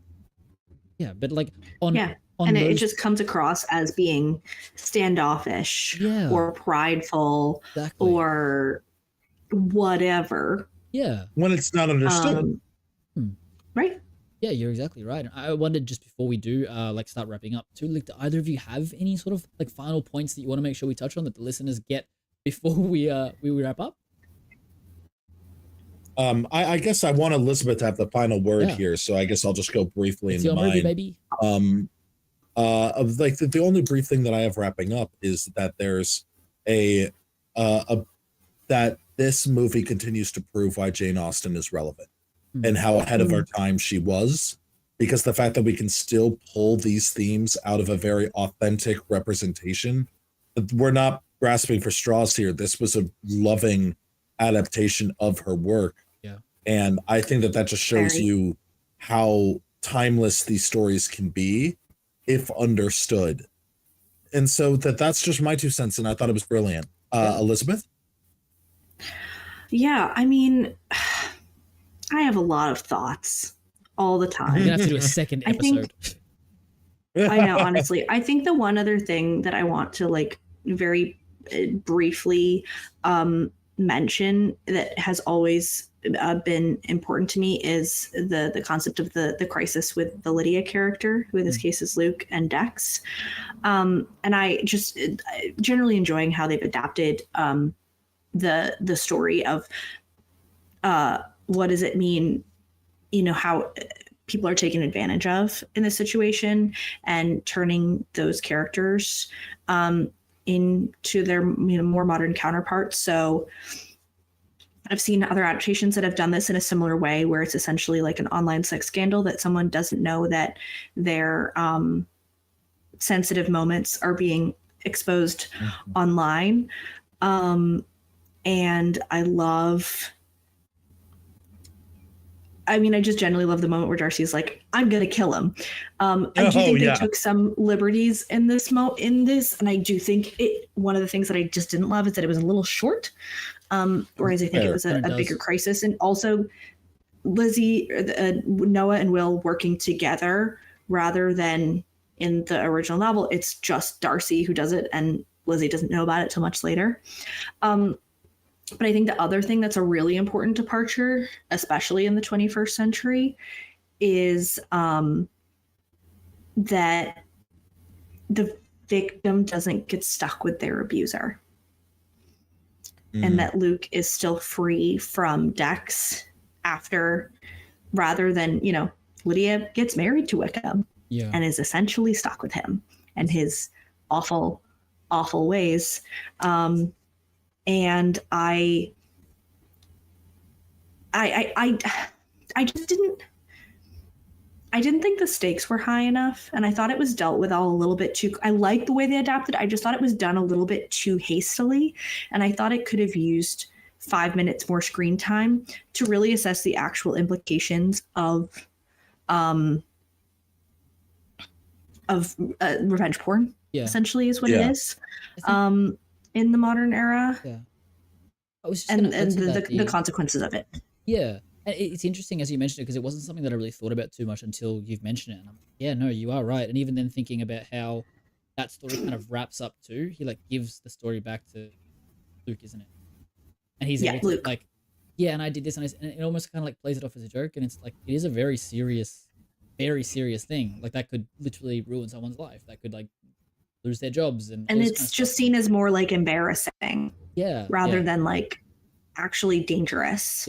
Maybe it could talk to potentially like an aspect of like the culture that, like, I don't know, like maybe does that happen a lot and they're used to it? Has it happened to him in the past? Like, I don't know at all, or like just trying to figure it out. But I think you are right. I think that storyline itself could have used a bit more time, because it is a bit of like build up to it, and then it does kind of die off, and you're like, oh, okay, that's just sorted. And I think also one of the more important parts of Darcy's involvement in this, in the original source material, is that Wickham tried to do the same thing to his sister, to Darcy's sister. And I don't think we get enough information about why Darcy cares so much. Like, obviously you see Dex, you know, on social media using crisis issues to post his nudes, which is awful and tacky. Beyond tacky, that's not even the right word for it, but just disgusting. But, you know, to the point of who is it in his life that this impacted Darcy so heavily, or impacted Will so heavily. I think I needed more I needed to know more why that mattered to him. Yeah. And that Sure. didn't totally work. I think that the context that they reassembled it to totally worked. It all just wrapped up too neatly for me No, I totally get and that. too quickly. I think you're very valid in that sense. And I didn't actually look into it too much more, but I did see some articles about how Joel Kim Booster was saying that there's a bunch of scenes that were cut from the film that he hated cutting. And I'm not sure if maybe they elaborated on that a little bit, but maybe I'm gonna have to go look into it. or maybe even I guess the Hulu release, we're not going to be physical media for it. Have like a bunch of But probably with the commentary, they would commentary probably go again. into that. Yeah, I'm exactly. probably gonna watch that while I'm sewing tomorrow. Hey, gotta do it. Yeah. So it could But be there. speaking of that, yeah. So sorry. Yes, because it could be there. Yeah, that'd be really interesting if that's where it did say that there were some key moments. I think the ending was actually different originally. They went with, but I was thinking that they did say that it was like a Quibi thing originally, and maybe if it was a series, because it was I think originally conceived as a series. The title for it was it had a different name. I think it was called like just Trip or something like that, and then they changed it to Fire Island. Yeah, that works a lot better. Yeah. Yeah, like I agree. Because Fire Island also gives you a little bit of the if you know, you know. Yeah. Yeah. Yeah, that was just one of my only real like qualms, I guess, with the film. Yeah. I will say, I know we'll talk more about recommendations for connected media, but there was a web series done in 2012, 13, 14. I don't know. I was in high school. Called the Lizzie Bennet Diaries. It's a modern web series adaptation. It's about 100 episodes. It ended up creating a whole spinoff. It was actually one of the sort of executive producers of the company was Hank Green. Okay, Fun fact. Oh shit. Yeah, there was a whole thing, and it was really well done. It was about 100 episodes, anywhere 3 to 10 minutes, modernizing it. And, it was vlog format. So Lizzie is vlogging about her life for like a thesis master's program. Yeah. And they utilized a similar format that Lydia had got involved with Wickham, who took video of them having sex and threatened to release it online because she had created her own vlog in like addition to Lizzie's because she was feeling left out or something. But I think you see in that adaptation so much more of the actual impact that it has on Lydia. Yeah. And I wrote an entire paper about how it turned Lydia into the heroine that she ought to have been. But you see her break and start to build back up. Yeah. Whereas I don't think that Luke, I don't actually see him really being impacted by it other than being embarrassed for a couple of days. And I think that doesn't work. And especially with the context of the original source material being that Lydia is married to her abuser and to someone who took advantage of her, and she has no idea. I think it's tough is that those characters were also very much comedic relief.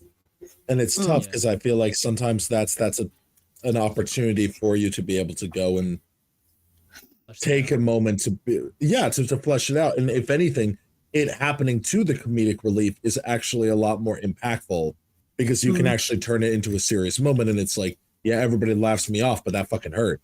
And I think that's an interesting thing. But nonetheless, as we wrap up, Naf, what are some of your final thoughts on the movie? I loved it. It was heaps of fun. I think on Letterboxd, what did I do? I gave it a 4 stars, I think I gave. Yeah, that's about what I was thinking too. And I picked a different poster for it as well because that's fun and that's like my thing. But I just think it was really nice seeing a fun movie about, like non-heteronormative or heterosexual people that isn't ending in tragedy.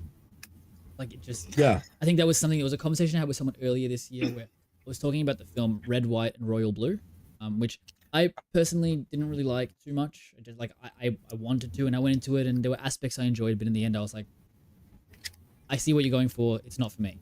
And I remember talking to them about it and he was like, telling me a bit of why he loved it so much. He was like, I was like, I don't know, it was cheesy and blah, blah, blah. And he's like, we need that. We don't have that. Like the straight people have so much of that and nobody ever says anything about it. And I was like, shit, you are right. You are absolutely right. And it kind of gave me a new appreciation for it a little bit more. I was able to see it through a bit of a different light.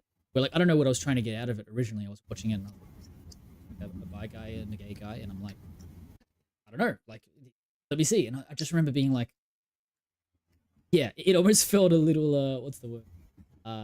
Like, yeah, I don't really know, but it just felt like there wasn't enough of anything there. And every time I'm looking at the characters, I'm like, I want more like passion from you. I don't know. I can't explain it. But yeah, it's like you're getting more stories like this, more rom-coms, more stories that just exist as they are, and it's just making things normal, which I think is really beautiful. So yeah, that's my point. We need more stories like this you can just go into and watch that isn't pandering. It's just existing as it is because these are the kind of stories I have. That's really. I agree, Nat. That's a great way of putting it. And as I said, I love it. I love it. I love it. I think it's a great film. As you said, it's all the representation you want. And that's it. Make it gay. And life is good, but it can be gayer. And so there we are. What about from yourself, Elizabeth? Just any final note on that? I think it's about gay joy, and especially as opposed to gay trauma. Yeah, I think that's exactly it. It's being joyful and being gay, and one is gay, and in certain way, in spite of, I don't want to say in spite of being gay, but in spite of the way that the world treats a person for being gay, and I think it perfectly balances like honoring what has been and why Fire Island is important, and also just queer joyful existence. And I think it's so well done, and also beautifully engages one of my favorite pieces of media of all time. Yeah, that's it. It's like this was made for you. And I love when stuff like that happens. Like things come out. I remember having the conversation last year because a lot of the films that came out we've like kind of lovingly dubbed as like NAF porn. I was like, I don't know what it was about 2023. That was my year in movies. Everything that came out, I was like, y'all better stop. I love it for you. Y'all better stop. Hey, 2022 was my year, so I'm fine with this. I don't know what my year was. Maybe it'll be 2024. We'll see. I mean, like Mean Girls, that was pretty good. 2016 was also pretty much there. Yeah, that's true. But nonetheless, guys, tell us what you thought in the comments. Tell us online. Tell us what you think of this movie. It's incredible. Definitely check it out if you haven't. And now we're going to move on to one of our new favorite segments, Cinema a la carte. So dish it up, and we're going to get a little bit of some entrees, some appetizers, and films that we try to treat this as a little bit like a wine pairing. Consider us your cinema sommeliers. We are here to make sure that you have just the perfect pairing of films that you may have not thought of that do go with this film. And we try to go for something that might be a little bit on the safer side and then something that's a little bit more out there. So we try to have a little bit of that, and we try to go with that. And Naf, I see that you have some particularly interesting ones up there. Why don't you kick us off, bud? Yeah, absolutely. I really like my choices a lot. The first one is Perks of Being a Wallflower. I think the concept of like a found family a little bit, I really liked. It was more in the feeling than the actual story itself. I was just like, these are just people that connect, and they just, I thought that aspect a lot. And I also just love that movie a lot.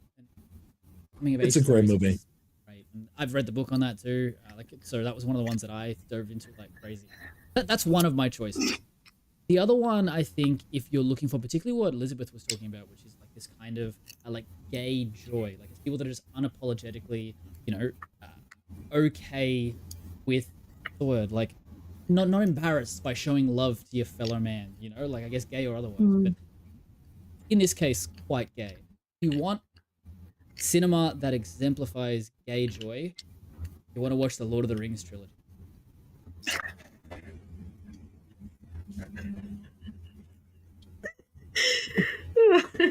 You are so proud of that one, aren't you? Yeah. Like, no. So I mean, honestly, tell me I'm wrong, right? But The No, actual you're not. I won't. That's the You're issue. right, and you should say it. The actual You're second for my right. pick Say it is, louder. the actual second for my pick was actually another romantic comedy that is about two men that came out in the early 2000s. It's not necessarily a gay rom-com about two men, but you could argue a point if you wanted to, and that's I Love You Man, which stars Paul Rudd and Jason Segel, which is one of, if not my favorite, like rom-com of all time. I think it's just like you take these tropes that generally apply to, like, you know, heteronormative relationships or just those kind of movies, and you apply it to best friends, and it just works. It just works. And it also has genuinely, I saw that movie when I was in my like early teens. That has framed a lot of how like my relationships with like my male friends are. I'm like, you know what? If people aren't questioning us, then I don't want it. There's a problem. I want to know that I don't give a shit that whoever it is that's around, whatever gender, I'm going to love them the same way I love everyone. So I'm going to show love like that. And I want to be able to like hug my friends and all of this kind of stuff. So like, I love that movie a lot. And I think that, yeah, it does take some of the things that are intrinsic to like gay culture, and maybe people won't be as scared about watching that film, watching Fire Island, and I had a good time. Does that mean I'm gay? You're not going to get that with I Love You Man. That can be your gateway drug, you know? A bit of I Love You Man, and if you can handle it, a bit of the removal of a bit of toxic masculinity, then you will love Fire Island. And then after that, you'll probably be. That's correct. That is absolutely correct. Yeah. And what about you, Kay? Like, what are your choices? What would you pair with this film? Someone who wants to know how to feel, or something that feels similar, or something to watch maybe after? Absolutely. So I have, so on a standpoint of rom-coms, I have for myself, I love my favorite rom-com of all time is When Harry Met Sally. It's a classic. I know we got to watch it for like Valentine's Day or something. I actually think I've never seen it either. It's such a beautiful movie. Yep. And so like the thing is that what I love about that movie is it's kind of an enemies to lovers kind of thing there, but it also is about male and female friendship as much as it is about love, and talking about how it's where kind of the classic adage of men and women can't be friends kind of comes from. Even though I think that's dated, I think that there is a lot of validity to the talks that they have and the various beautiful things that they discuss to it. But the thing that I was thinking about when it comes to adaptations that I thought are like really great modern adaptations of media, one of the instant ones I thought of was Greta Gerwig's Little Women. I thought that this one, when you come to like what we were talking about this movie, of finding something in the subject, in the source material that really resonates with now. Little Women took a story that I hadn't really had as much vested interest in, and then watching it, I was like, oh, this is brilliant. They were writing about this back in the 1800s. Like, it's that moment that it makes you think about how relevant. Well, exactly. Like, it's, you know, it's just all this stuff there of people that really just know, and it really makes you respect what is done, and people like really considering all of that. And I thought that that was just a very beautiful, beautiful thing that I really enjoyed getting a chance to, you know, really sink my teeth into. And then I had a third one that I didn't write down, and I'm really upset that it's now slipping my mind. But if it comes back to you, like, feel free to shout it out. But, like, absolutely. Obviously, Elizabeth, this was a film that you brought to us, yeah, and it's taught us a lot about you. Thank you so much. But I wonder, yeah, like, what else would you share with people who are listening that love your vibe, love the style of film that you've brought to us? I guess, where would you send them next? I remembered it. Oh my God! I'm sorry. Okay, it's gonna slip. It's Ready, gonna slip. go. If you want something that goes for the more sensual aspect of love, and you want to do something there that's still a part of gay culture, that is less on the necessarily fully happy side of things, but it is beautiful and is one of the best pieces of film I've seen in a very long time. Portrait of a Lady on Fire is a phenomenal, heartbreakingly sensual movie. You gotta go and see it. Incredible. We'll probably do another episode of it on here because it is quintessential gay cinema. Anyway, Elizabeth, take it away. All right. If you're like me and you like either classics or gay stuff or both, I have some options. So, Yes. Hard to find good It's overlap. like, nah. So, the first thing that came to mind is I do love the Lizzie Bennet Diaries as an adaptation of Pride and Prejudice. It's a little bit of a different kind of commitment with 100 mini episodes, but it's great and it has a lot of tangential material. And that company did a lot of other really wonderful spin-offs of other classic literature. But Lizzie Bennet's kind of the best one they ever did. I also, we talked a bit about Shakespeare. And one of my favorites is Much Ado About Nothing. And there's two different adaptations that I would recommend, which are both very different. They both use the original text, but they're stylistically very different. There's the 1990s Kenneth Branagh, Emma Thompson, which is just phenomenal casting all around. And I am suggesting this because I like it as cinema and not because I have any endorsement of its director. But 2012, it was directed by Joss Whedon, who we don't like very much, but phenomenal ensemble cast. It was shot in black and white, just like at Joss Whedon's house. He just got a bunch of actors together and had them do Shakespeare together, and it's great.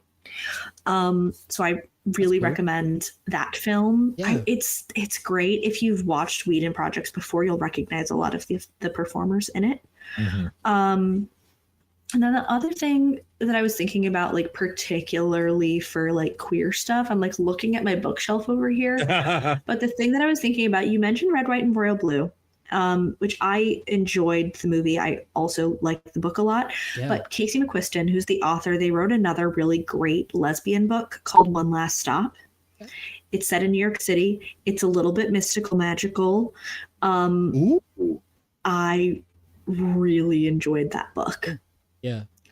So if you like the vibes of any of those things, that is where I would steer you.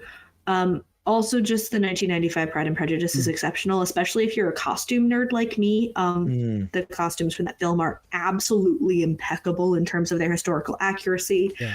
2005 is great as like a modern, essentially looking at it from the sense of modern romantic sensibilities. I think 95 just is more true to the book for me. I Love You Most Ardently just does not hit the same as, and yes, I can quote this off the top of my head. In vain I have struggled, it will not do. My feelings will not be repressed. You must allow me to tell you how ardently I admire and love you. Damn. God damn, that's good. Yeah. Yeah. That's and good. That's why women swoon. That is correct. Absolutely. Well, now I'll tell you this. All right, guys, that'll do it for us here. Thank you so much for tuning in to another episode of One with the Films. And obviously, you can find us on every social media platform as well as podcasting platform. Yeah. Just type in One with the Films. Give us a follow. Give us a like. If you like the gay chaos that we are, please just hop on in and do all that over there. Now, I will say, Elizabeth, where can the people find you? The people can find me at elizabethjoy.sews on Instagram or TikTok. If I ever get around to posting anything, it'll be great. It's mostly sewing costume cosplay content. Yeah. If I get around to posting things, I'm a little bit of a busy bee, but that's where you can find me if you're interested or you want to talk about gays or classic literature or gays in classic literature. That's where you find me. Elizabethjoy.sews. Cool. And Kay, where can we find you? Because I know that people are going to want more of you. Oh, baby. Well, you can find me at anywhere you get your social media. We are in love with our co-hosts. If you want merch, let us know because we don't have a merch store, but we can. And so, can I have one with both of your faces on it? Yes. Done. Okay.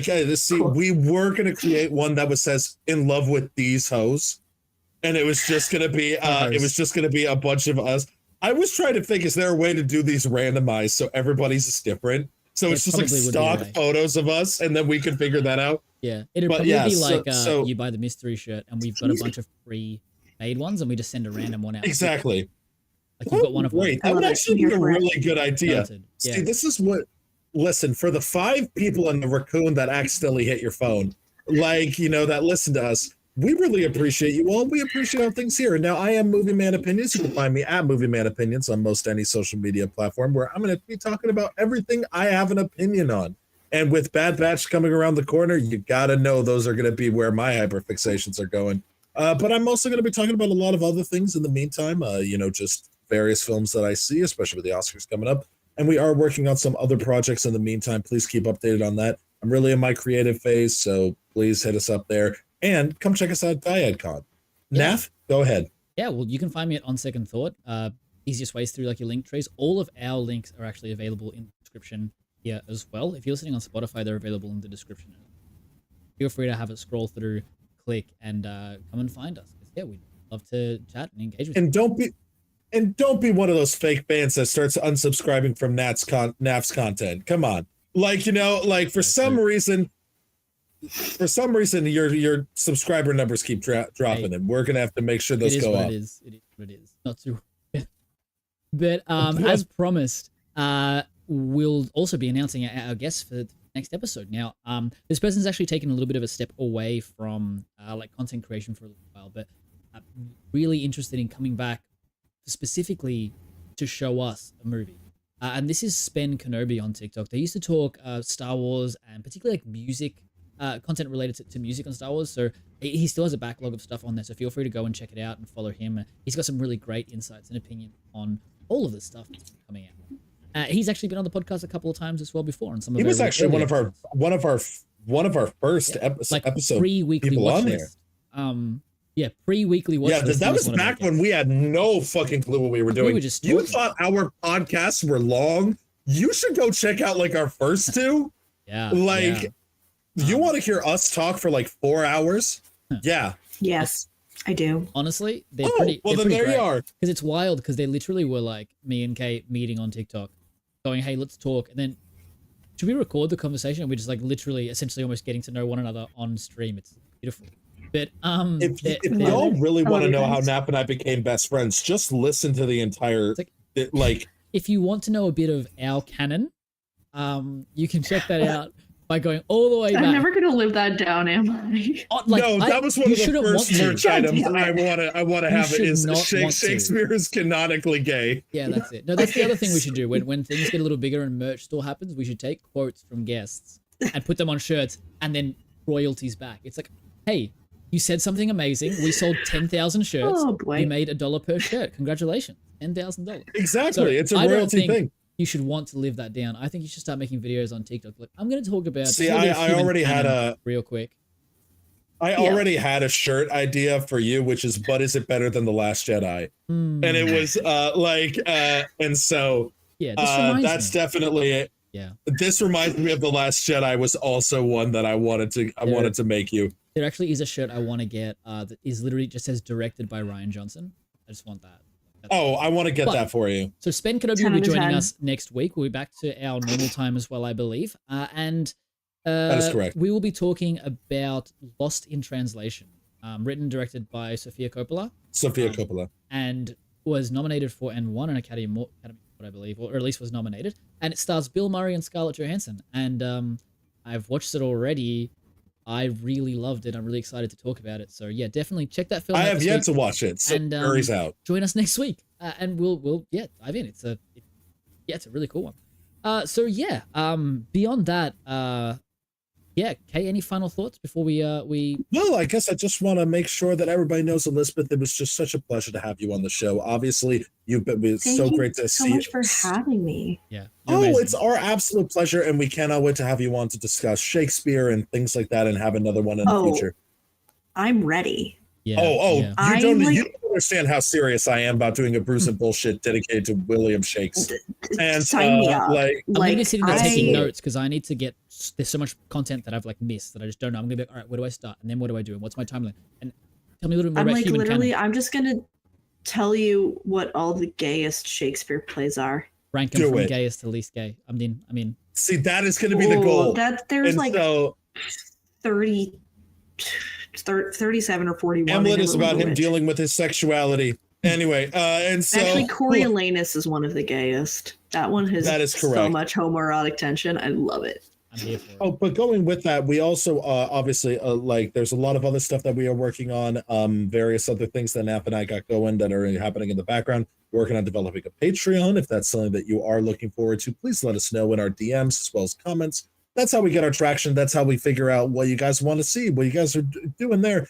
And we do have something coming up after Spin that you are not going to want to miss. Yeah. It is our biggest guest to date, and it's something that we're very excited about, that you're going to hear about it first next week. So if you guys want to hear it there, be there or be square. Now, I will tell you, thank you guys again so much for joining us. We really do appreciate you. This little community that we've been building is just something that we really are. We hope that you guys have enjoyed the content that we make and the little bit of quality that we're putting into there. We really do try to go the extra mile for you guys. So thank you so much for joining us today. And as my friend Raglan says, significant understanding does not make any sense.